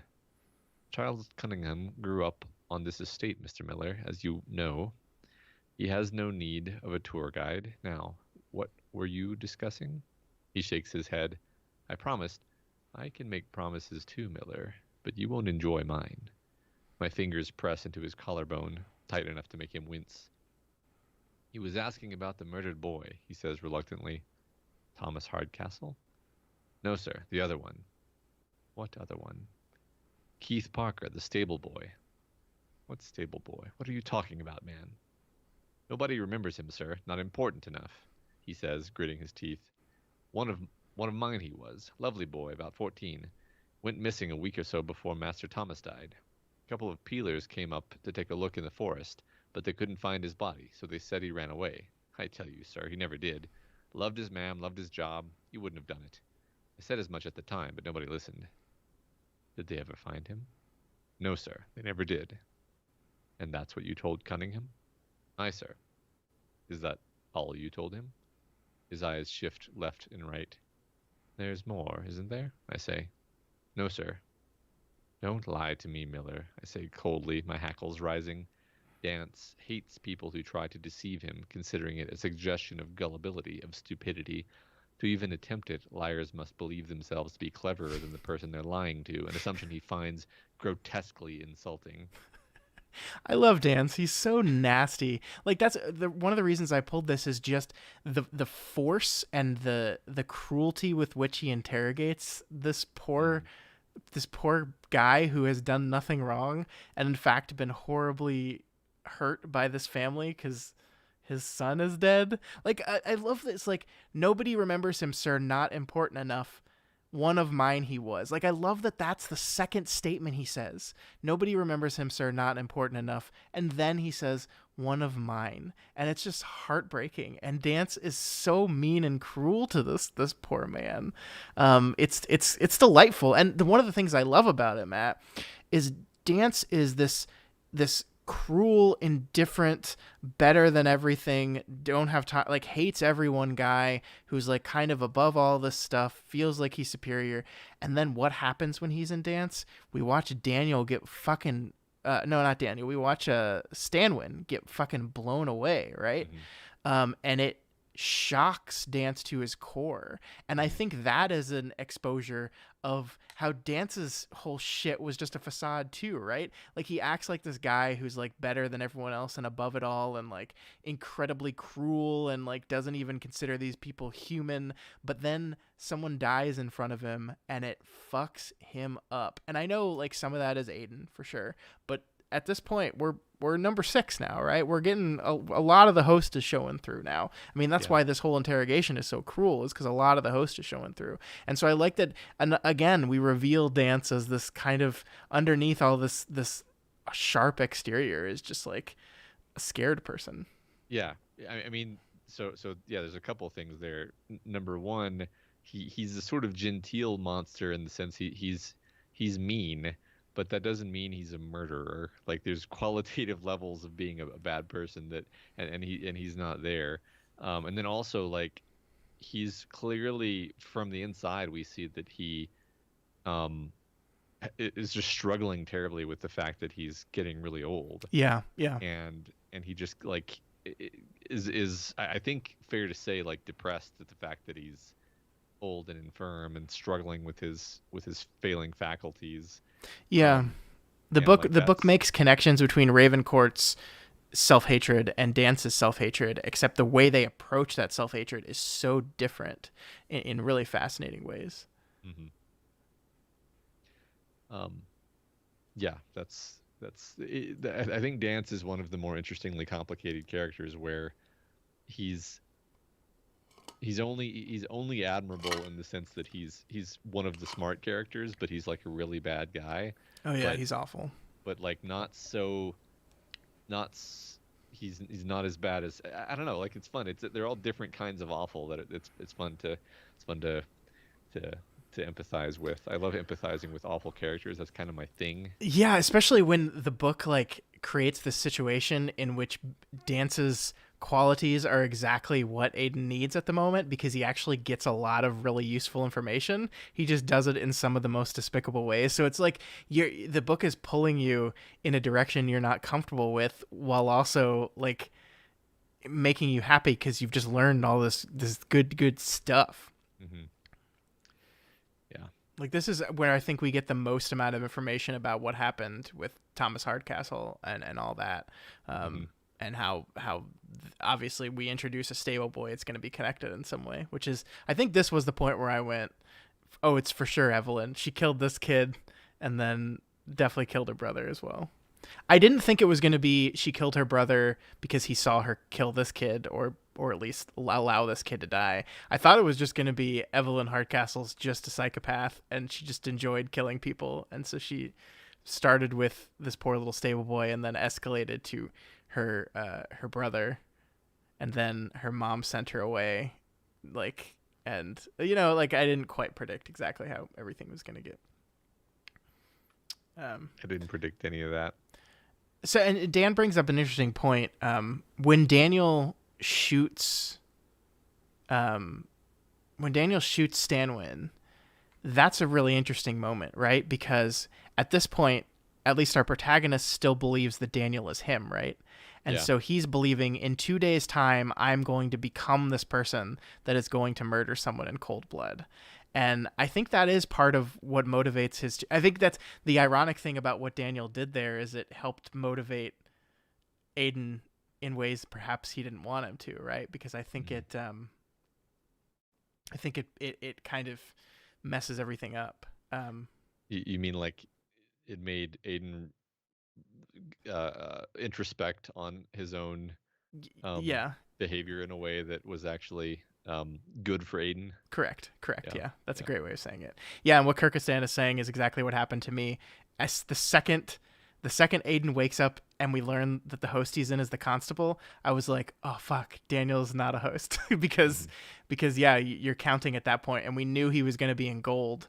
And so my assumption was he's going to wake up and be in gold and then he was going to be in Daniel. But the second he wakes up in the constable, it's like, "Oh shit." And I actually think that's a slide in a couple. That's a couple slides away, but we're gonna talk about that. But let's talk about this slide first. How many times have we done all of this? I asked. Thousands, I suspect. More than I could possibly count. So why do I keep failing? He sighs, looking over his shoulder at me. There's a sense of wariness in his being, as though every loop is sediment pressing down on him.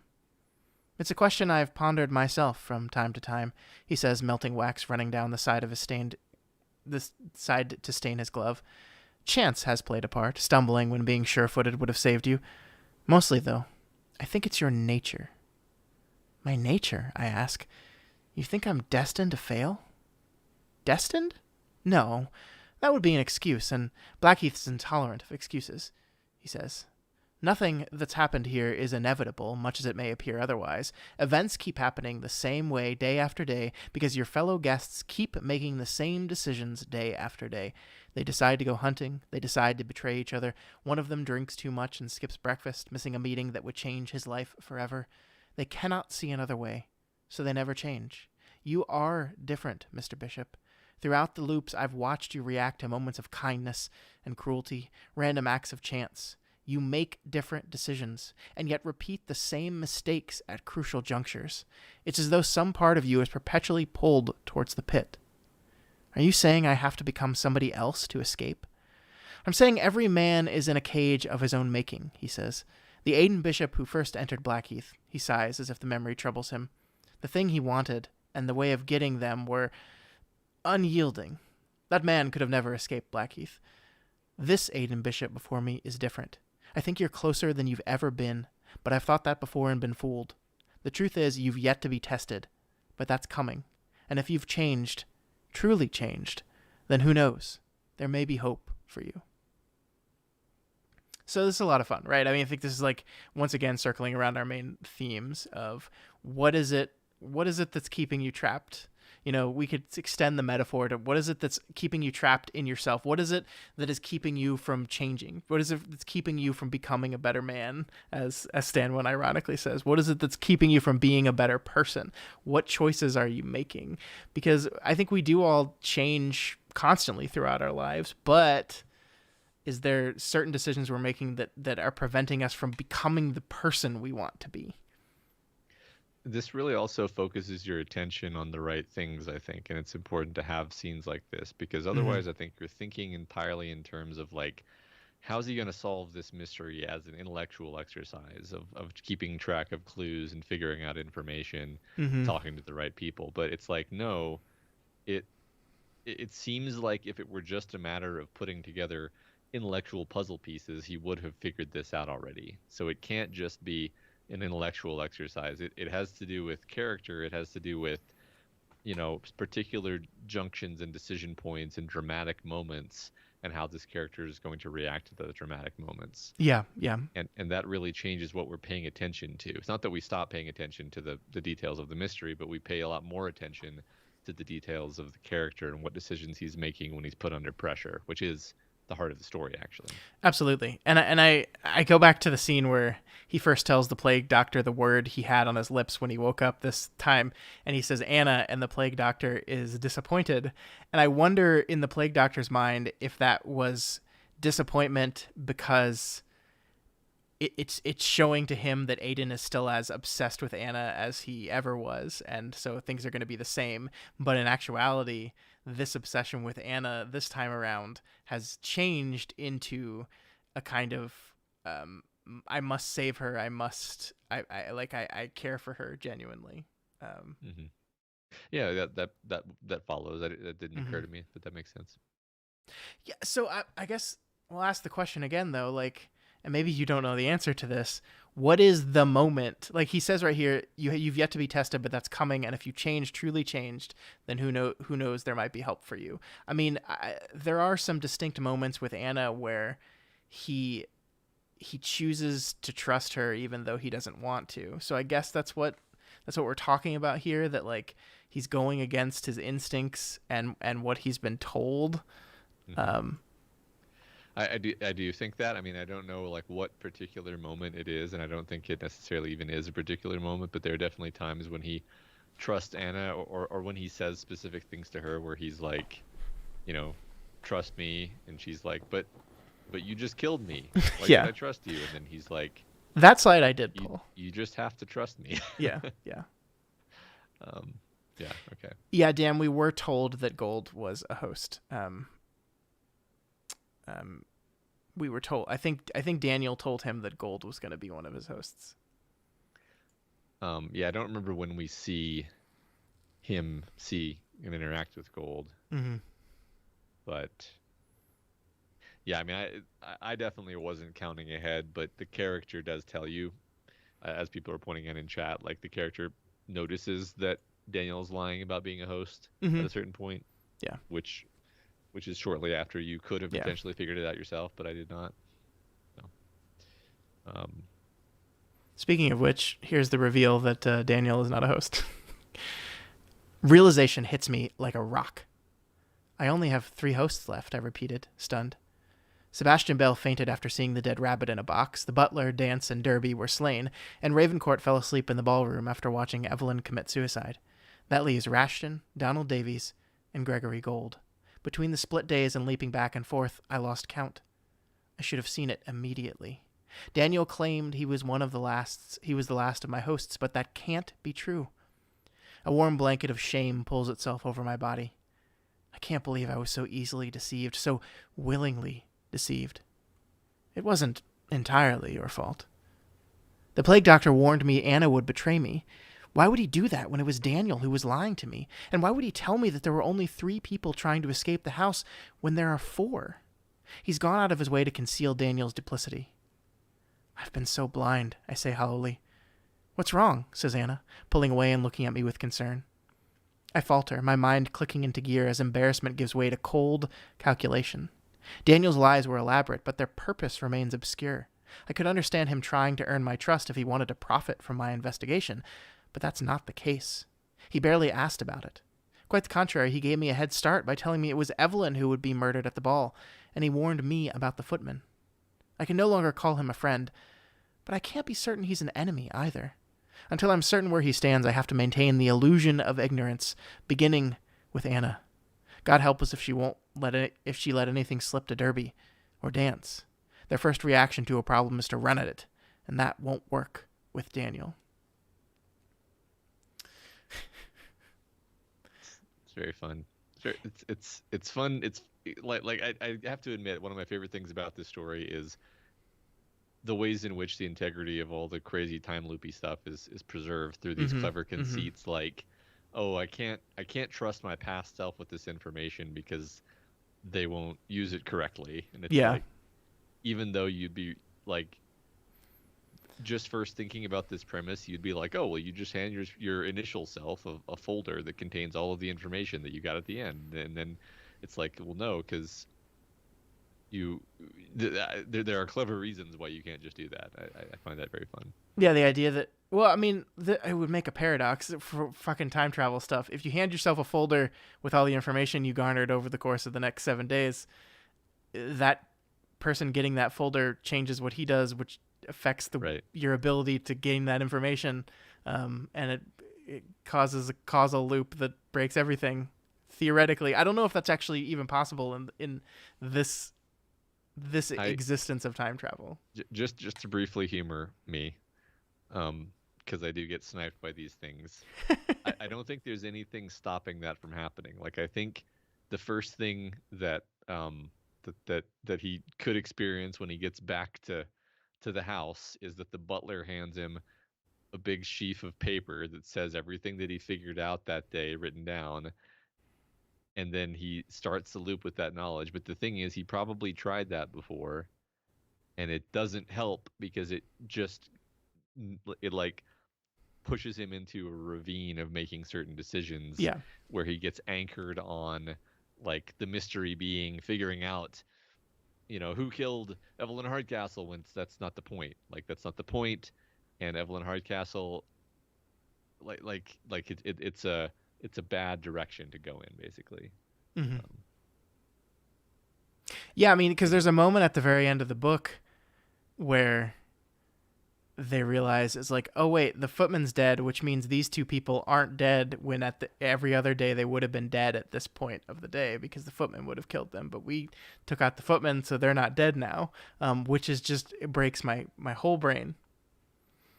yeah, it's like first 15 lives of Harry August time travel, Yeah, where there's a time locked cycle like that's locked to Aiden's point of view, yeah, yeah. which And is consistent. I do think this is really important to, we were talking about like, has Aiden changed and what does he need to do to get out? And this moment where he like realizes Daniel's been deliberately lying to him the whole time and then like reasons his way back to, well, like, I don't know he's bad though. Mm, And I can't tell Anna. I need to keep this from Anna, like, because I don't trust her fully yet either. Like, hmm like, this, I see it like, gives way to cold calculation. It's like you can see like, oh, Aiden, you're making mistakes here. hmm Yeah, I like that.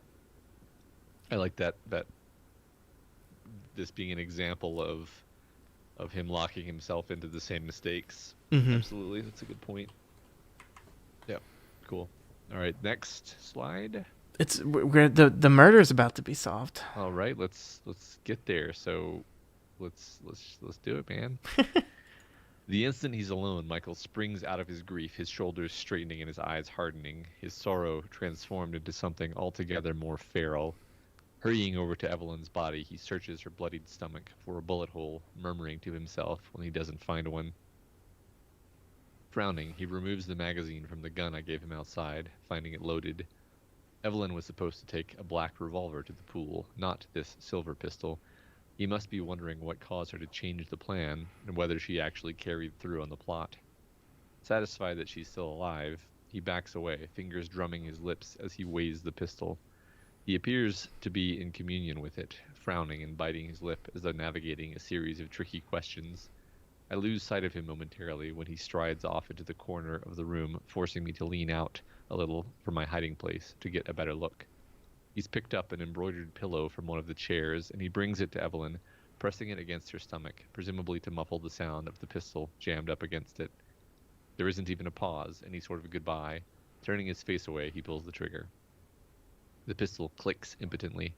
He tries again and again until I step out from behind the screen, putting an end to this charade. It won't work, I say. I filed down the firing pin.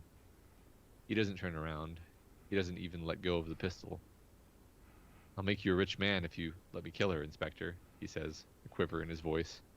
I can't do that, and as I told you outside, I'm a constable. Oh, not for very much longer, with a mind like yours, I'm sure. He's trembling, the pistol still held firmly against Evelyn's body. Sweat trickling down my spine, the tension in the room thick enough to scoop up in handfuls. Drop the weapon and turn around, Mr. Hardcastle. Slowly, if you please. You don't need to fear me, Inspector, he says, dropping the pistol into a plant pot and turning around with his hands in the air. I have no desire to hurt anybody. No desire, I say, surprised by the sorrow in his face. You tried to put 5 bullets into your own sister. And every one of them would have been a kindness, I assure you. This is the most Agatha Christie moment in the whole book. Is this whole confession with Michael Hardcastle? I mean, not only are we in the we in the mind of a constable, a detective here, like explaining how he figured everything out, but the reasoning of Michael was like, no, you don't understand. I was actually doing her a favor because her whole fake suicide thing wouldn't have worked, and the only way to actually escape from Lord Ravencourt was to really die. So I was doing this for her. It's such a classic Agatha Christie motive and thing. It's perfect, and of course it's not everything. It's not the real stuff. It's not actually what's going on. There's more mysteries going on here, because the next thing that happened is Michael dies because he drinks the whiskey meant for the maid, aka Evelyn. Here's one of my classic stupid questions. Is he fooled into thinking that this is his actual sister? Yes. Yeah, Well, that's what I thought, which is well, a bit hold on. surprising. Hold on. I'm unclear on that. Please clarify for me. Huh. I'm not sure how I'm not sure how honest this confession is, honestly. No, Um, he must have known, cuz he would visit her in France all the time. yeah, so this confession is actually a lie, right? And then that's Yeah. because his actual sister is really actually sad to learn that he's actually died, because she actually cares about him, and he was actually in on the plot. The plot being to fake her death successfully so that she could get away. Um, And gotta be I right. mean, Gotta be. yeah, I mean it makes him it makes him both more it makes him more of an asshole but less heartless, because he wasn't just going to casually shoot his sister 5 times. He was just going to casually shoot this person he didn't really even know 5 times. Yeah. Well, now I'm unclear. No, I think Which that it must be, because if she looks enough unlike her that they needed to frantically redo all the portraits in the house because that would really fuck him up, then there's no way her brother would not have noticed. Her brother that is very close to her. There's no way. right. I mean, I feel like if you see, if you see somebody, if you see an adult version of a kid, you'll know that it's the same person. And Yeah. as soon as he saw the French maid, he would have been like, "That's my sister." Yeah. Well, but also, like, it's not even like they hadn't seen each other in 20 years. He would go to Paris to visit her all the time. So, like, yeah. Yeah. Okay. But So he's a monster. He's horrible. well, everyone's horrible. Everyone's horrible. Everyone in this book is terrible. Yep. This is hell. All right, let's learn about how it's hell. Okay. Do you know how you can tell if a monster's fit to walk the world again, Mr. Bishop? He says contemplatively. If they're truly redeemed and not just telling you what you want to hear. He takes another slug from his hip flask. You give them a day without consequences, and you watch to see what they do with it. My skin prickles, my blood running cold.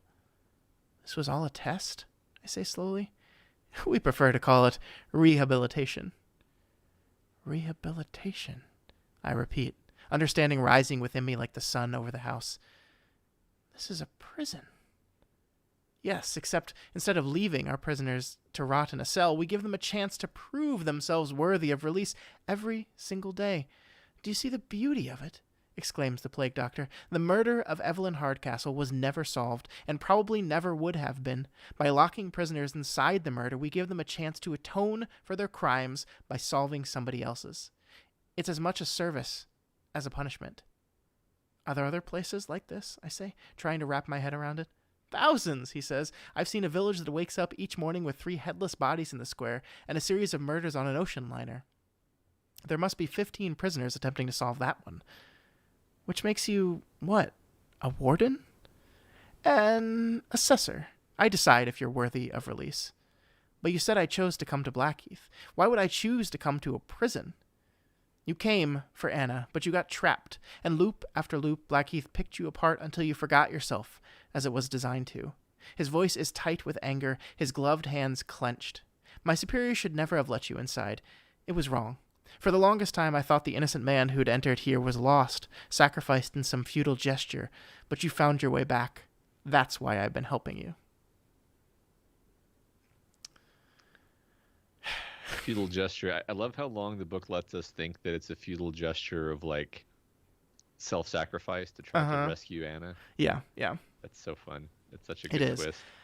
So this changes everything though, right? I mean, so we've already talked about, is this prison, is this AI, is this just literally purgatory, these people are all dead and this is your chance to save your soul. It doesn't matter, right? At the end of the Doesn't day, matter. it doesn't none of that matters. None of it matters. The interesting thing is, uh because we label it a prison, we have to look at this as, in my opinion, a commentary on the entire concept of rehabilitation, right?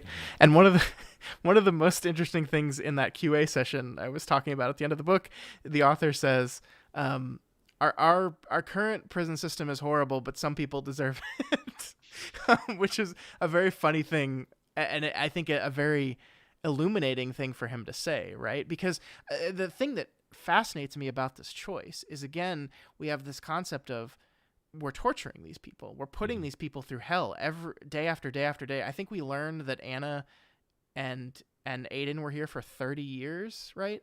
I think that's what she says. 30 years at every 8 days is, I think, roughly like, I don't. It's over 1,000 loops of 8 days that Aiden has done this. Which 30 years for Anna, that's a whole lot more, since she's just doing them one day at a time. It's monstrous. It's absolutely monstrous, and yet, the book says, and yet, is Anna the person that Anna was at the beginning of the story? Well, I mean, and here's the question: Is it actually rehabilitation if all you've done is erased the person that was before, that Annabelle does not exist anymore? And I mean, this gets back to what is a person, right?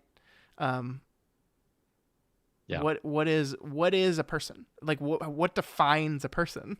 And there's no easy answer to that.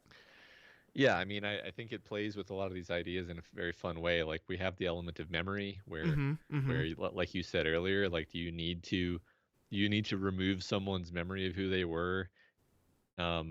Is that necessary? Is that sufficient? Is that necessary and sufficient? Because what Yeah. we have is, presumably, they removed Anna's memory immediately. They removed Annabelle's memory immediately, but she still had the same behavioral patterns. She was still the same person who would torture somebody to insanity or whatever, or to death.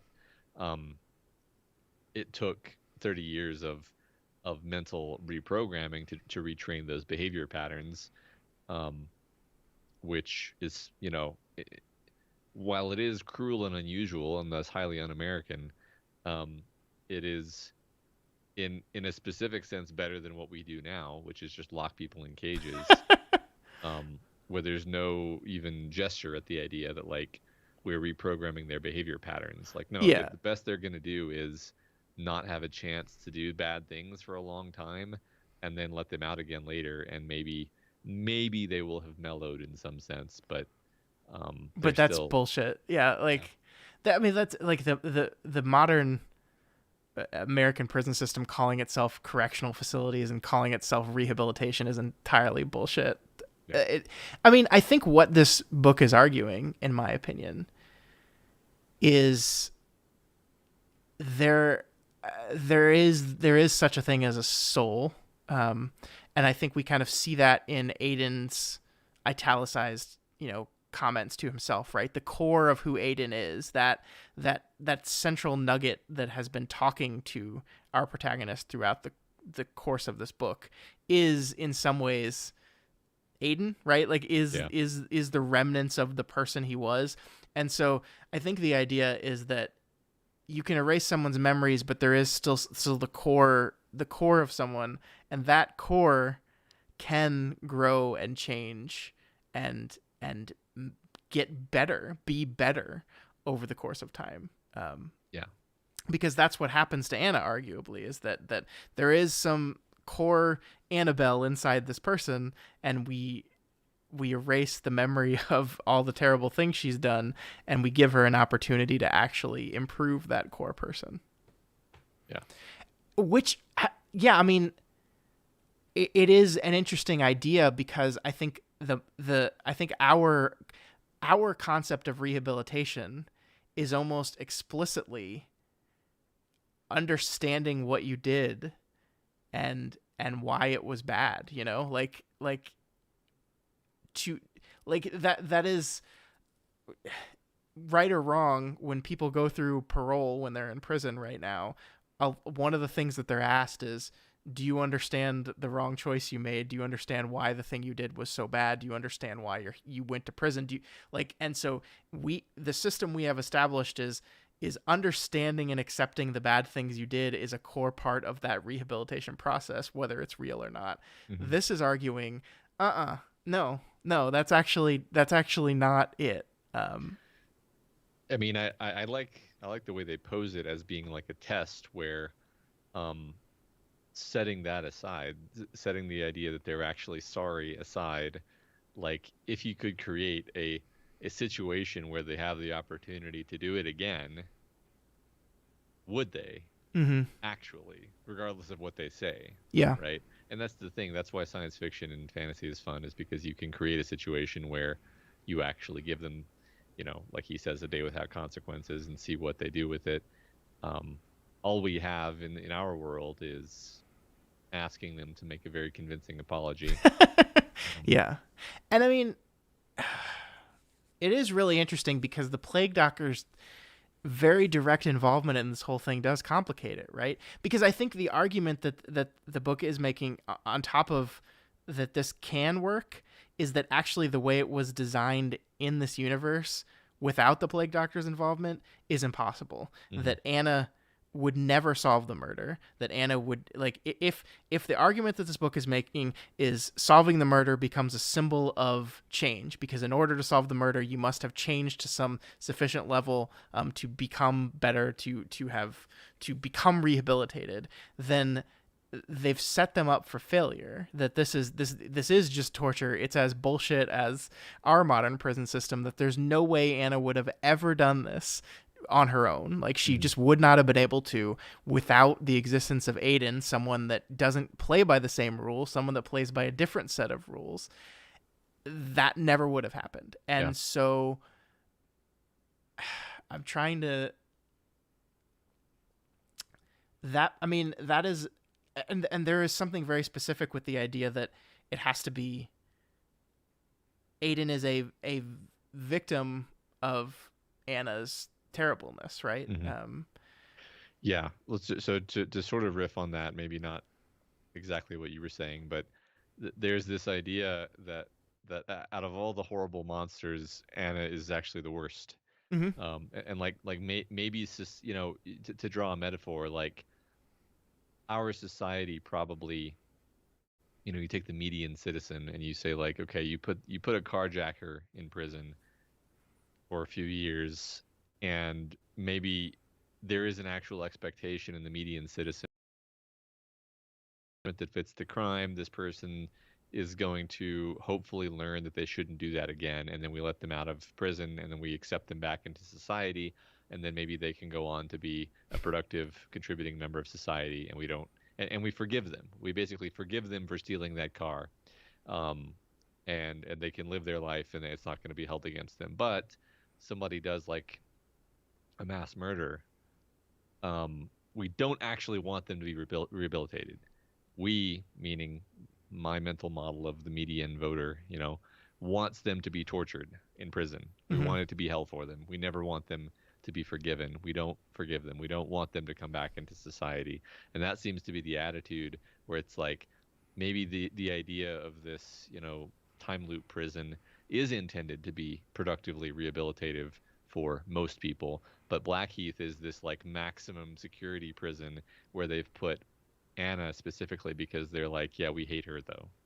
We don't genuinely want her to be rehabilitated. Yeah. It's like you go to a quote unquote rehabilitated prison, but you spend the entire time in the hole, which means there's zero. Yeah. I mean, I think you're absolutely right that this is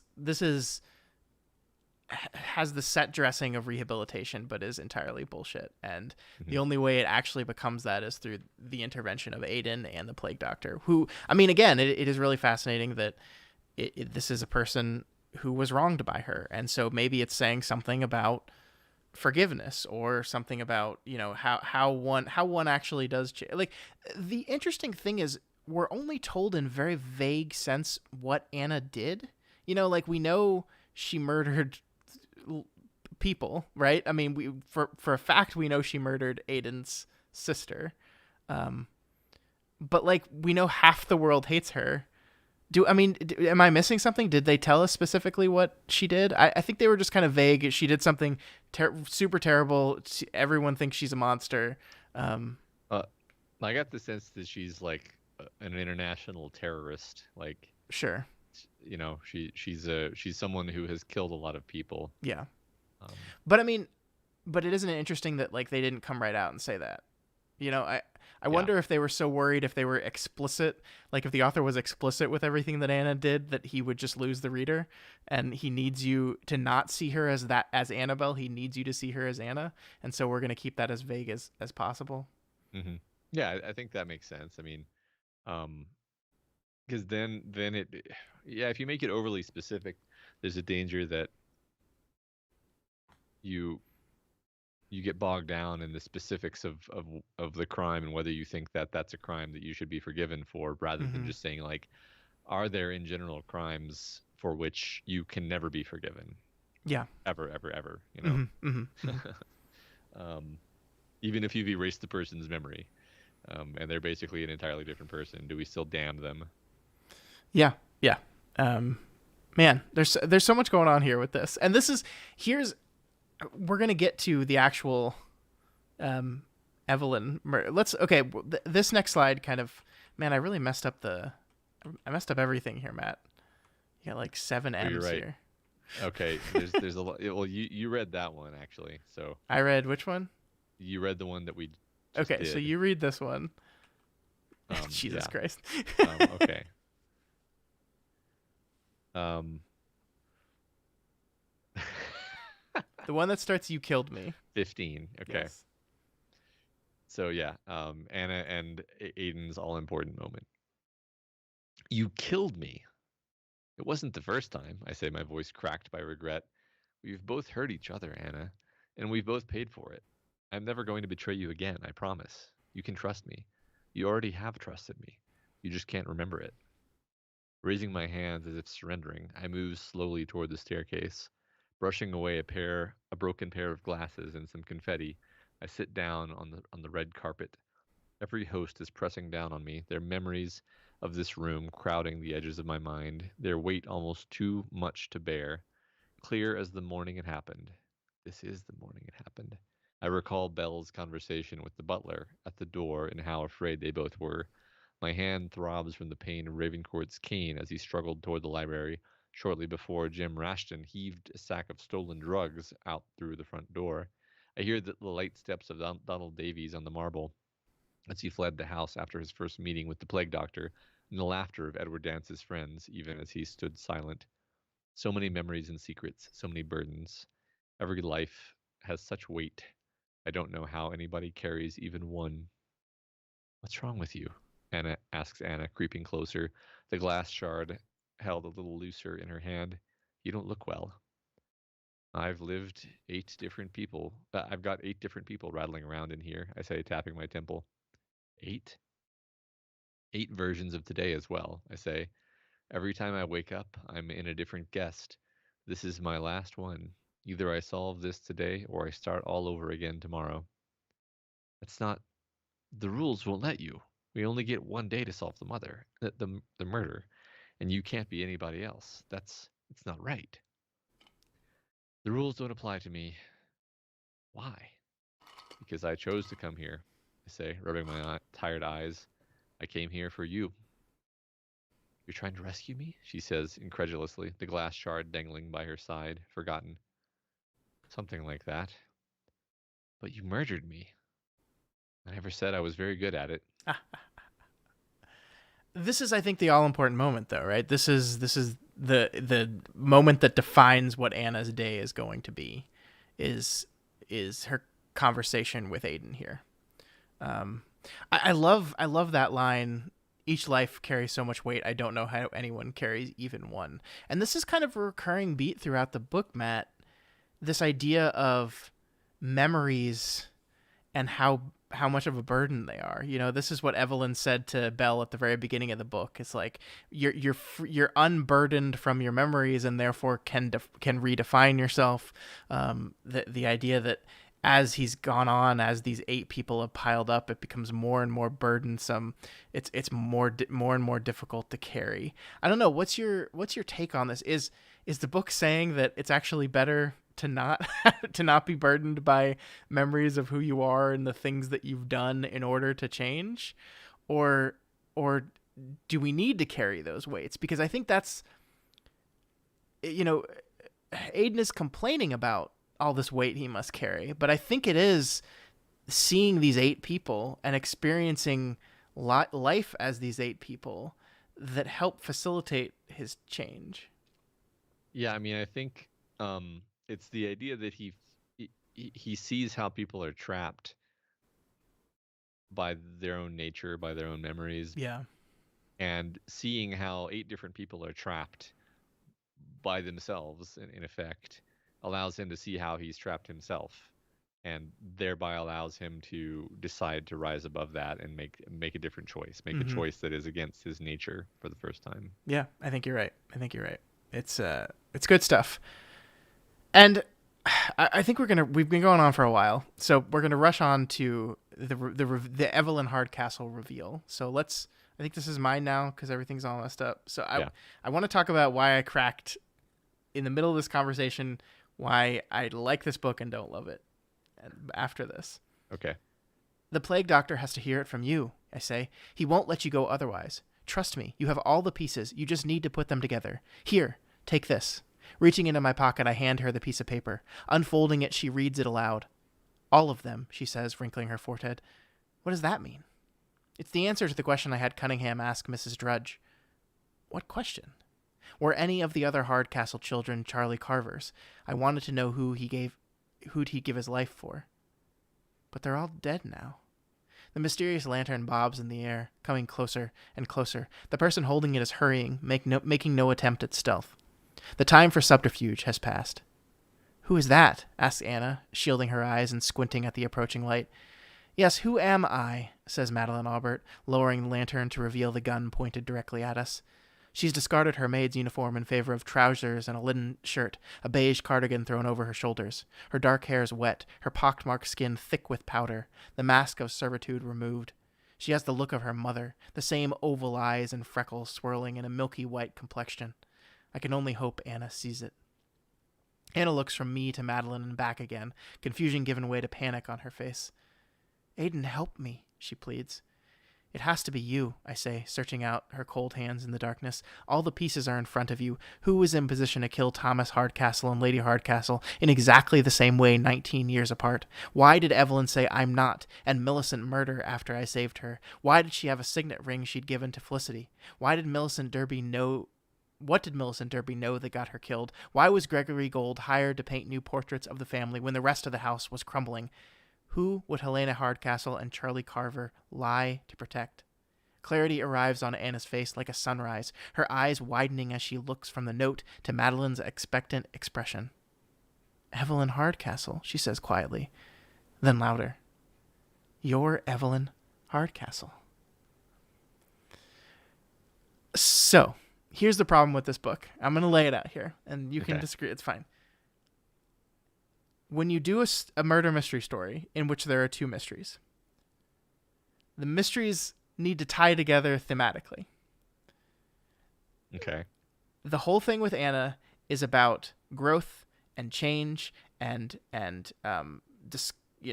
can you get past the things that happen to you? And I guess if you squint at it, the point of Evelyn's murders is that she cannot get past her past. But that's barely a connection. The reveal here doesn't line up with what the main mystery of Annabelle and Aiden are trying to do. Like in a great book, in my opinion, those two, the reveal of the Evelyn Hardcastle murder and the reveal of who Anna is would like synergy. It would be different reflections of the exact same thing. and they would play off each other in really beautiful ways. This book feels like these two things just really have nothing to do with each other. It's just like you said, Evelyn Hardcastle is just a red herring, and that's because that's not actually what the book is about. And I think that's why the ending doesn't work as well as it could. Um, yeah, I think I feel you. I mean, she is a unrepentant psychopath monster. Yes. And again, basically, as you said, you can kind of line her up with the kind of person you imagine Anna to have been in the beginning.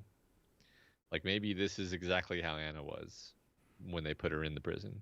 Mm-hmm. Maybe this is exactly the kind of person she was. But like, what's the moral here? Like, okay, here's a person who's a monster, and it's not like she was made a monster particularly, right? Like, she was, she seems to have been born this way. If there was some reason, if there was something done to her that Yeah. made her this way, and if there was some theme of like the sins of the father, etc. Yeah, I mean this That is was this is the whole problem, right? And Doom points out that yes, the way this matches is on the most literal level that the person we thought was Evelyn was not actually Evelyn, which is that matches on the literal level that our hosts are inhabiting other people's bodies. But that's it. That's it. And Evelyn's original murders of the little stable boy, of Thomas Hardcastle, are they're nothing. They're like you're right. She's just kind of a psychopath. Like she was playing with this little boy. He fell down a hole, and she just decided, "Huh, I don't have to save him." And then she knew her brother found out about it, so she meticulously planned his murder. And that has nothing to do with anything that the whole Anna and Aiden stuff is about. Like, I'm trying to think in my head if there's like a way I could turn what's already there into a more thematically fitting yeah. murder. And it's not like there's any like she just gets shot by the maid, Yeah, right? Felicity. Yeah. So there's no like redemption, Well, and I they're don't want Evelyn to be redeemed. I think Evelyn works as a foil of Anna, where one person was not able to change and one person was, but I just don't think the book really highlighted that. yeah, I agree. I mean, I'm sitting here trying to think whether I can turn this at an angle where there's some clever and satisfying connection to be had. I just don't think that it is was intended to function that way. And I see what you mean, where it's like I wish there was a deeper resonance, where because it's not like she even is she's just identical to Anna. She's not like a clever twist on Anna. Yeah. She's identical to the way Anna started out anyway. Well, Like, I mean, and that's supposition. You don't actually know that's the way Anna started out. yeah, I guess the thing I'm kind of stuck on is I'm like, how would I have done it differently? And I can't think of anything. Mm-hmm. Um, I can't think of anything that necessarily works very cleanly, but there might be something if we sat on it for a while. But Yeah, I mean, the thing I go back to is just I feel like this is a book that someone really, really wanted to write an Agatha Christie mystery story, but was fully aware that those stories have been written to death. And so they needed a twist on it. And so they threw this thing on top. And then maybe as they threw this Groundhog Day conceit on top, they started seeing these fun ideas about, what is a person? How are you defined? Is there a way to escape from yourself? And how, like, you can kind of see those themes layer themselves on top of each other, but underneath it all is this pretty typical Agatha Christie mystery story that just doesn't tie very cleanly.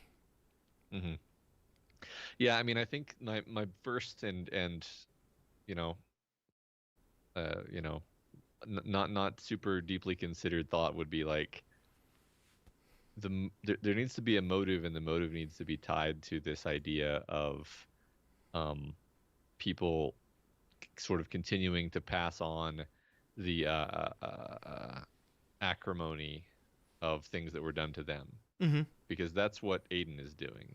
Something horrible was done to Aiden, and so he enters into this prison to try to reinflict something equally horrible on someone, which is a trap, which is a sort of monstrosity of his own, right? Like he sort of becomes a monster, and then he has to be redeemed from that. Mm-hmm. Um, and so the idea of the true Evelyn Hardcastle, the true Evelyn Hardcastle, it would make more sense if the murders were linked to some sort of revenge that was actually maybe even a justifiable revenge, um, except maybe going too far.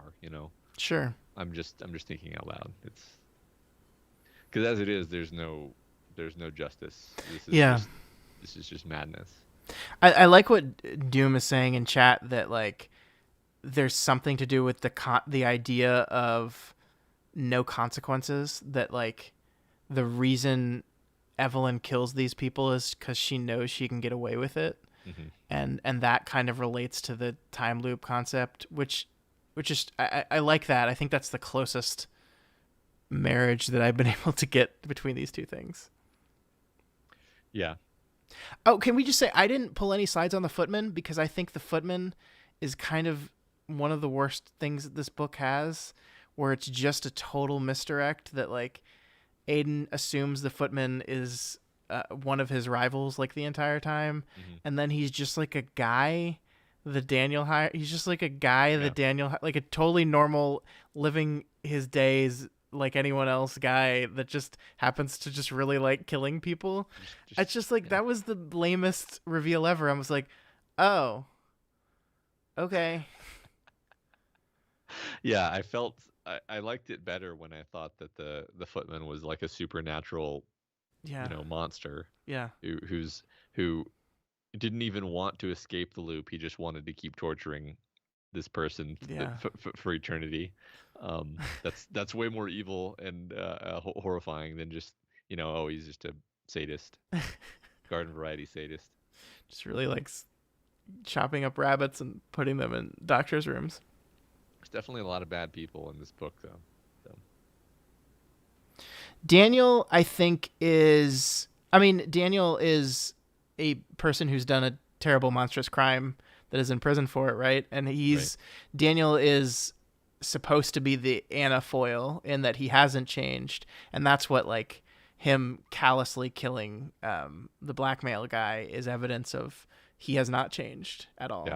If you give him a day with no consequences, he just blows people away. Mm-hmm.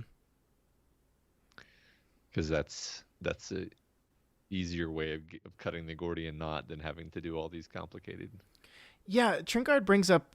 Okay, let's finish. Let's finish the ending, and then we can talk about all these other things that we didn't really talk about All throughout. right, But let's wrap it up. yeah, Where should we go? Asks Anna as I sweep the dark forest with the lantern's warm light. I don't know, I say. I don't think it matters. She takes my hand, squeezing it gently. Then let's start walking and see where we end up. And so we do, one foot in front of the other, pressing into the darkness with only the dimmest of lights for guidance. I try to picture what's waiting for me. The family I abandoned, grandchildren raised on stories of what I did, or just another forest, another house mired in secrets. I hope not. I hope my world is something else entirely, something unknown and unfathomable, something I can't even imagine from inside the confines of Gold's mind. After all, it's not only Blackheath I'm escaping, it's them.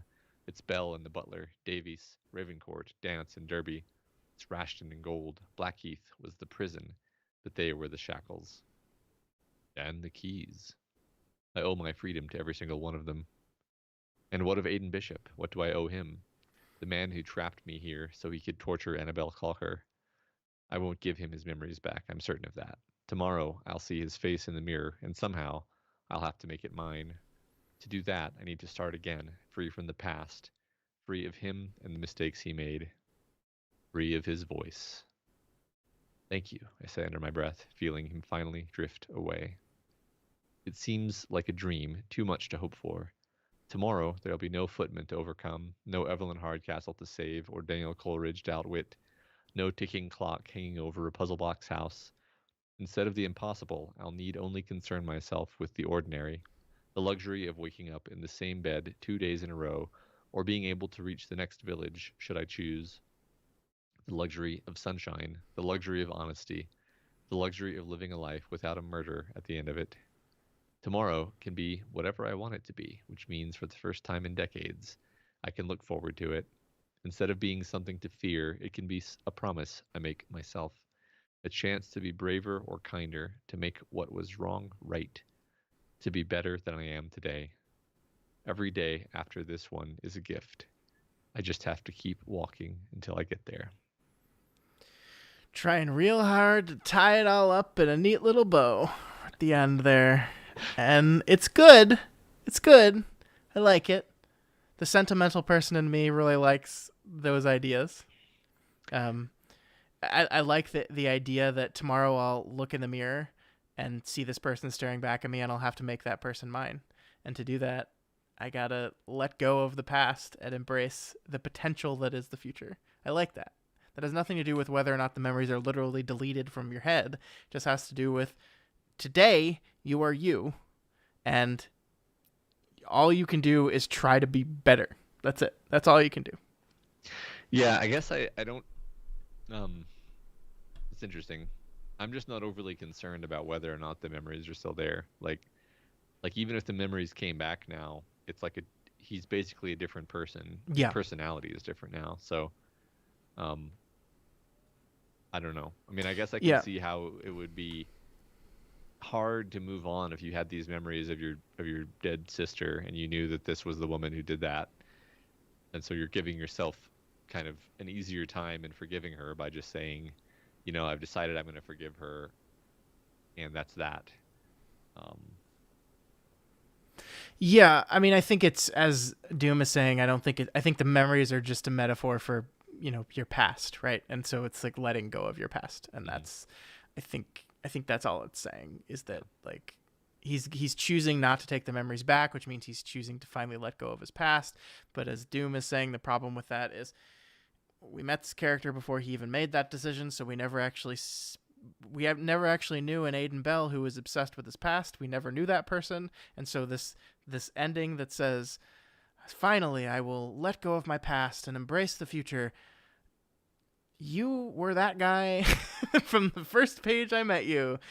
You were like, I don't know. Like, here's the thing. I've been rather negative tonight, and I think it's because the problems that I see in this book seem very evident to me, and so I keep falling into them.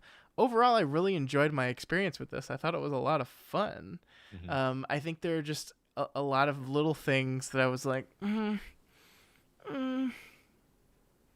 Yeah, there's I can simultaneously say I really did enjoy it and I liked it and I even liked it on the thematic level, but there's also a like not quite coming together that is keeping it from being anywhere near the top of my favorite list of book club books. Yeah, yeah, yeah. Um, a lot of fun to read. Probably not going to be a book I remember in 2 years. Yeah, it's funny like if we're ranking like in terms of how much fun I had and how interesting the story was, it might be up near the top, but like the closure of the character and theme and plot was not up to Yeah, that level. I mean, we've talked about this before on I don't even remember one of the 7,000 different podcasts we have. That like when I read, I'm searching for this wonderful moment, this wonderful like everything just came together beautifully, like all the disparate themes and narratives and ideas just kind of in this one moment in the climax, the denouement of the story just kind of came together perfectly, and you can like see it. And in a book that was as clockworkily precise as this one in the mechanics of the plot, the thematic precision just never achieved that moment of bliss to me. Hmm. No, I didn't feel that catharsis that I was looking for. The Yeah. closest thing to a catharsis is probably like him catching out Michael about to shoot um, fake Evelyn, Mm-hmm. and like then that's like the fun Agatha Christie reveal, Yeah. Yeah. but then that's not the actual reveal. Nope. Nope. I mean, I think a big problem for me, if I'm venting, is I just never cared about Anna. I never felt like I knew Anna. I felt pretty sure that Anna Yes. was in fact going to betray Aiden the whole time, and then when she didn't, I was like, oh, okay, you know. Um, Yeah. so that scene, like, I cared about probably 17 different characters in this book more than I cared about Anna. I think you're right. What if this book was just told from it? What if Anna was just the protagonist of this book? What if Anna was the protagonist? What if like Anna was like I forget his what if Anna was Cunningham? What if Anna was a character that I really liked, and then after I really liked her, learned that she was this horrible monster, Mm-hmm. right? Because Which there's is what the plenty, book is trying to do. It just failed to do the first no, part. there's not enough of her in it, and she's just not interesting or likable in the way Yeah. that, for example, Cunningham is. Like clearly, this is like that's the thing is this author is very talented, and I like a lot of his characters. Mm-hmm. I like a lot of his characters, which makes it all the more frustrating that I didn't care about the one character who I feel like I was maybe supposed to care about. Mm-hmm. Um, Yeah. So Kyrgyzstan brings up an important point, which is Silvertear, who's the other plague doctor. Remember how I said maybe you could write a version of the story in which the plague doctor was just completely removed? mhm. Well, if you didn't want to do that, at least cut out Silvertear, because like I'm the whole time I'm reading this part and I'm like, I don't care about the bureaucracy of whatever the fuck is behind this hell dimension prison that like, oh, I'm here to make sure that you don't get in trouble because that, and then I'm not going to tell my I'm like, what the fuck? I don't care about any of this. Like I don't understand why that character needs to be in the book at all. Yeah, it's the kind of thing where it's like either explain it or don't explain it. Yeah, yeah. If you're gonna explain it, then like you know, Make it relevant to the plot. yeah, there should be a scene where a white doorway opens and we see that they're in a space colony. Um, oh, but or don't. Yeah, Yeah. don't do that. Yeah. Actually, Doom is saying give us more Anna on the page, and I think that's precisely right. I think what the book does a really good job of is giving us a lot of Anna at the very end of the book. What the book does a really bad job of is giving us a lot of Anna everywhere else. And the places that we get Anna are almost always like she like suddenly appears behind Aiden and like whispers something to him and then leaves and you're like, "Wait, huh?" Or like yeah, or like Aiden wakes up inside the butler and he's half conscious and like we were just torn away from a very important scene where something was going down and he gets like hit on the head or falls asleep or something and all we want to do is get back to that other scene as quickly as possible and then here's Anna to say something cryptic and weird and then we move on and we're like yeah. uh Right. I mean, okay. So here it is all of the like Anna and Aiden have become dear friends is told and not shown. mhm. It's all like over the last 30 years of loops we've come to we've come to not only appreciate each other but maybe even love each other in a way and there's this deep bond almost and we're just telling you this because we never see any of it ever. um it needs to be shown, it needs to be dramatized. Yeah, I that's agree. like because like just showing her like caring for the butler is like I don't care, that there's no Anna has no likable qualities. No, I, you're I mean right. I mean, you're absolutely right because there's a whole scene at the beginning of the movie where Aiden as Belle has this wonderful conversation with Evelyn Hardcastle, or who we think at the time is Evelyn Hardcastle. And like we totally understand at the end of that conversation why Aiden is so invested in saving Evelyn Hardcastle. Like we totally get it. And like everyone's telling him, no, why do you care about her? That doesn't make any sense. Stop caring about her. We never get that conversation with Anna. We never, ever, ever get it. We're just kind of told it probably happened at some point. yeah, right, exactly, yeah. I mean that's the thing. Even from just a very boring arm's length uh, narrative constructivist perspective, there's just no moment of save the cat for Anna Mm-hmm. or anything even like that. So Yep. Kyrgyzstan brings up an interesting point too. Cutting the footman. Cutting the footman. I or merge. So I think I like merging. So I want to merge. I want to merge Anna and Cunningham, and I want to merge Daniel and the footman. Just make Daniel. Honestly, I thought Daniel was just going to end up being the footman when we found out Yeah. Daniel was bad. I don't think I thought that, but I love. I. It should have been. Because it's not that I kind of like the conceit of he's killed your hosts, so now you can't go back to them thing. Like, if we're going to do the thing where as long as your host still exists before 11 p.m., you can go back to them every time you sleep, which is random and weird. But if we're going to do that, I like the idea of having someone come in and cut off that one, you know? I like that idea. So, yeah, I think Daniel and Footman, I think that works. I think that works a lot. Yeah. Let Daniel be the footman. Yep.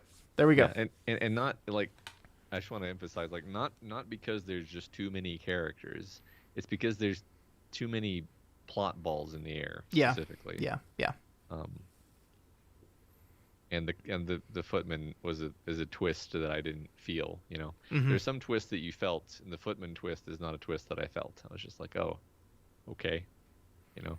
Now okay, a twist that you would have felt would have been to learn that, you know, Daniel, who maybe you trusted at that point, was actually the guy who had been torture murdering you, Yeah. stabbing you in the back, Yeah. and so forth. You know what? Can I reveal something about the footman? Yes. I know what a footman is. This is not a fire axe situation. I know what a footman is, but for whatever reason, because it had foot in the name, I decided he looked like the Foot Clan from Teenage Mutant Ninja Turtles. So that's what he was in my head the whole time. So I'm jealous, honestly. I wish that I had the foresight to think of him as a guy who kind of stands hunched over with a and is a robot for some reason. Yeah, of course. Yeah. A ninja robot. Ninja robot. So I mean, I don't know. I liked this book. Obviously, we were very negative in the conversation, but I also really enjoyed this conversation, everyone. I don't know about the rest of y'all. I really liked this. This was fun. Yeah.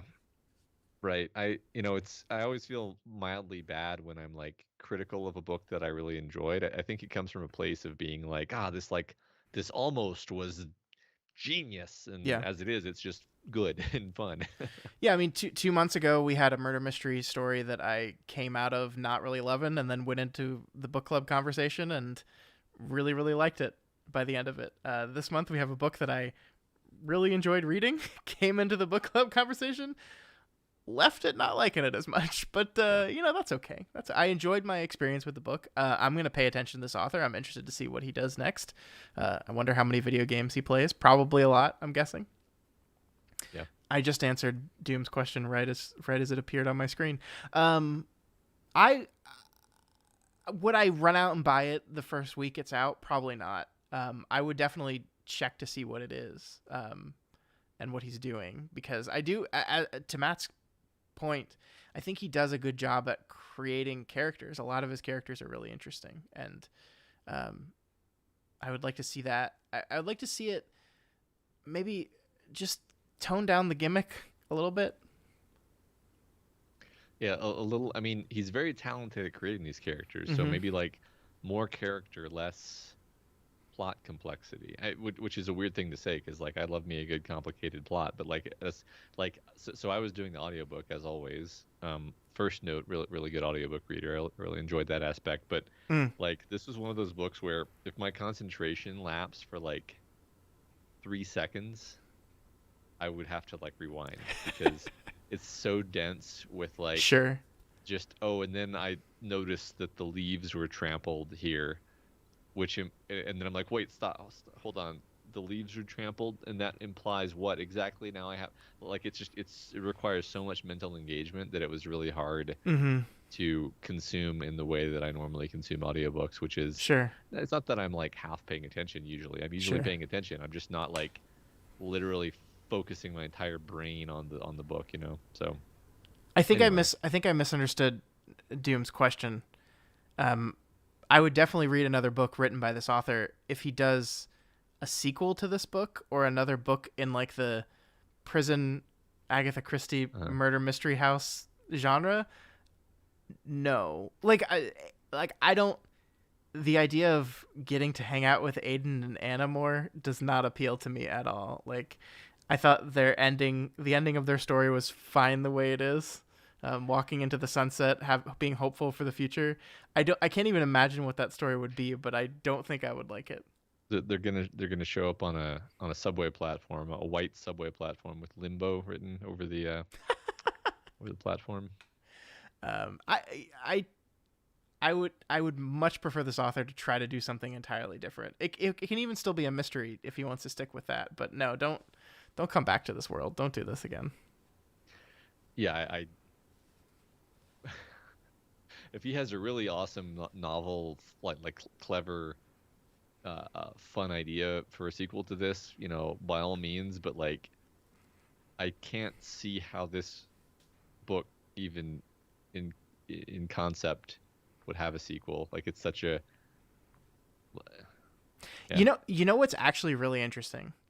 I believe Netflix has picked up this book to make a show. Mm-hmm. And I'm actually super into what that could be. Mm-hmm. I think an adaptation of this conceit has a chance of being really, really interesting. Mm-hmm. We'll see. I mean, they could also screw it up horribly, but I'm kind of into that. I think it could be really good. Mm-hmm. Yeah, sure. That, I mean, it's a very fun concept. Like, that's one of the first things that you notice about it is you're like, okay, this is a concept that is going to be fun for me to think about. I was just telling a friend about this book, and like, the more I explained the conceit, the more they were like into it, and I kind of felt the same way, like, because it's like, it's a time loop murder mystery, and you're like, oh, that's a cool idea, I've never heard that before, and you're like, and you get to interact with past versions of yourself on previous loops, and then you're like, Mm-hmm. oh shit, I've never seen that before. That's like a really interesting novel twist, and he Yeah. executes on it well. It's just, there's these few things we've complained about. I'm not going to belabor it. Yeah. The last thing I'll ask you is, did you maybe this isn't a question, more of just a statement. I don't think anything in the you get to talk to you and interact with yourself, and you all the versions of you are existing simultaneously. Nothing lived up to that as much as and now there's a piece of paper under your Mm-hmm. butt that has the information I haven't quite gotten on you yet. Like, that, I think, was the peak of that particular concept, and I don't think anything from then on lived up to that in my mind. Yeah, there could have been more fun in games. I mean, I think the other fun in games aspect is when he's the one who puts the compass in his own pocket and says east. Yeah. That was also, but like, yeah, there was relatively little of it. There could have been more. I think the idea that he thinks Daniel is a host, but Daniel is not a host, is actually a manifestation of this. Sure, that's fair. But you're right. I mean, it would have been cool if there was even more. I also do like when I appreciate when he beats the shit out of himself, uh-huh. knowing that he has to do it, knowing how much it sucks. Yeah. So not okay. I'll retract my statement because I like those other things as well. Yeah. Okay, I think that's gonna do it for us this month. We've been going for a while. For a book we didn't like, we sure had a lot to say about it. Why did I say that? I did like it. Okay, so next month, the final month of 2021, which will not happen until January because the last Friday of December is New Year's Eve, and I don't want to be here on New Year's Eve. Not gonna do I'm that. going to be going to a party. No, I'm not. I'm going to be asleep. Yeah. So next month we're going to be reading Red Mars by Kim Stanley Robinson. Have you ever read any? This is like a series of. I think there's a bunch of these. My dad has read them. No, this is one of those things I keep hearing about, and it's like on my list of like things it seems like everyone has read except me, and thus I need to get on that. Yeah. I've heard many good things about Kim Stanley Robinson as an author. I've heard many good things about this book. It has been on our on our list of things we wanted to do, and it's been nominated and it's been voted on a few times, and it just never quite won. So finally, here at the end of 2021, we will finally get to it. So, like I said, we will not be meeting on the last Friday of the month as it's New Year's Eve. So we'll be meeting the following week on Friday, January 7th, to read Red Mars. I think I haven't thought this through, Matt, and I haven't even told you about it yet. Cool, man. So, well, so our friends Elliot and Ruben at the Game Club do like awards for their favorite game club stuff at the end of the year. And I thought it'd be fun to maybe not do like a formal award thing, but just like the very end of next month's book club, just look back on the 12 books we did this month and just like kind of maybe have a brief conversation about what was our favorite book, you know, like, cause I mean, I think we've been doing this for so long. Like this is the 4th year of book club, believe it or not, that like they all start to get jumbled in your head and be fun to look back at these specific 12 books and see what we read this year and what we thought of it all. Yeah, it'd be good to see what stuck with us too, because there might be some that we said we loved, and then now maybe they don't quite stay with us the way we thought they might. Something like that. Yeah. So all that to be said, get Red Mars, read it, and also look back on the last 12 books and be thinking about, you know, which were the ones you most enjoyed, so we can have that conversation next month. 4 years, y'all. Yeah. I think more than 4 years actually. Hold on, let me look at how many books we've read. In book club. It's hard to count because there's so many. Well, I keep a thing on Goodreads. Yeah, I had a Google sheet that I was where I was keeping track of them and ranking them actually, but I haven't updated it in a while. So I haven't updated my Goodreads list since Words of Radiance, and that was 47. So then we had Harrow the Ninth, Ancillary Justice, and this, right? So that's 50. So yeah, next Red Mars is book 51 of book club. Oh, sweet. That's the perfect time for a retrospective. Yeah. Yeah. Wow. Gosh. Time flies. All right. We're going to be done now. So thanks for hanging out, everyone. That was a lot of fun despite us feeling pretty mixed about the book. But thank you for all those that tuned in live. Really great. For those listening to the audio at home, please come hang out and talk Red Mars with us next month. I know, you know, this time doesn't work for anyone, but do what some people did today and take a nap beforehand. Come on, just take some naps. Yeah, come on. Yeah. Jesus. Sorry. Yes, do that. And if you like what we do here at Doof Media and you want to see more of it, then please head on over to patreon.com/doofmedia and consider donating to support our organization. At any available level over on Patreon, you'll get access to the ability to vote for the books that we talk about here, as well as a bunch of other features. So if you want to get more involved in the book club, then go check that out. Yeah. By the way, there is going to be a link in the show notes, and there's a link on our website for new nominations for books. We're starting to run a little low on new nominations, so that is open to anyone. If you want to submit a nomination for us to be considered, our patrons get to vote on the books, but we supply the nominations from the public's nominations. So consider doing that. Get some fresh blood into the book club. Yeah, I mean, if you notice that there's a pattern to the books that we cover, it's because there's a pattern to the books that are submitted to us. That's true. So if you want to influence that pattern, do as Scott says.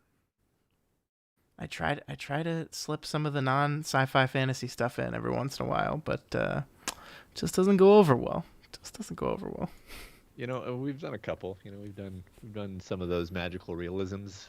It's been a while since we did that, though. Yeah, but even that, I think that was a Patreon. Like that was when we let patrons at a certain level pick the book for book club. Oh, was it? I don't think that was a public vote. Funny. I think that was someone just said, "Go read 100 Years of Solitude." Yeah. Oh well. All right, folks. Thanks again, and we will see you all next month.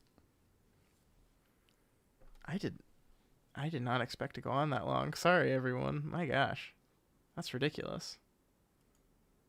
We're out of control. I didn't even think I pulled that many slides either. It was the conversation outside the slides. Yeah, well, it's a very, very complicated book. Mm-hmm.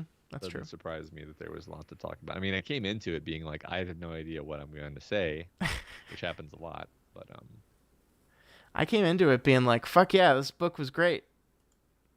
And then I just kept thinking of things that I didn't like about it. I don't remember. I think it was Kyrgyzstan who said it was the reverse Doof effect on this one, which is funny. I don't want to make that the norm, but no, I mean, I just felt like I was too dumb to understand what was happening during most of the book, um, which is not the book's fault. Or I don't want to just be like, or is it? well, that's the thing is maybe. But I don't like to read in a way where if I don't understand the book, then that's the book's fault. Like that's not my preferred way of thinking about fiction. So. See, yeah. Tringard, you're right. Ton of French is not really fantasy. Guess how many times Ton of French has won a vote? One time. We've covered 2 Ton of French books. Secret Place won, and everyone loved that conversation. And then no one voted for Ton of French ever again. And then Matt picked the likeness for his You Pick 'em one year. That's the only reason we've done 2 Ton of French. She never wins. How do I share the book club list? Do you know anything about Goodreads? No, I don't. Well, I find it quite a pain in the ass, honestly. I don't understand why they made it so hard. Like, the entire point of having a bookshelf is to share the bookshelf. I see print. I don't want to print it. What is this, 1995? I think I'm going to do that thing that I said to you the other day, Scott, and make a video of my top 5 book club picks. That's a great video, and it would do very well, and I encourage you to do that, which is exactly what I said last time. Yep. But now I'm saying it to like a bunch of people. So.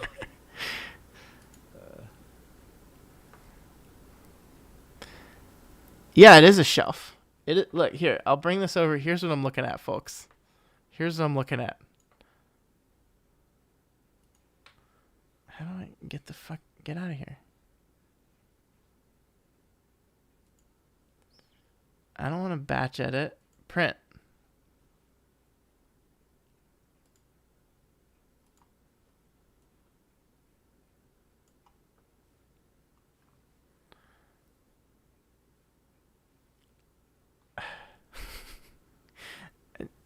I mean, I don't want to just like copy this terrible shit right here. I need like a printable. Why is this so hard? They don't want you to have that. They don't want you to be able to take your data out of their ecosystem, Scott. They want you to be locked in. Why is this so hard? I'm so confused. I'm legitimately. I mean, maybe I'll just give the RSS. Here's the RSS of my book list. Oh my god. That's amazing. There's some good books on here, man.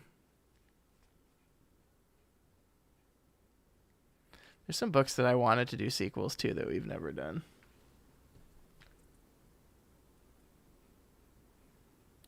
That's very complicated, Kyrgyzstan. I mean, my point is that shouldn't there be a share button? Isn't it like where it says print, because nobody prints anything anymore, it should say share.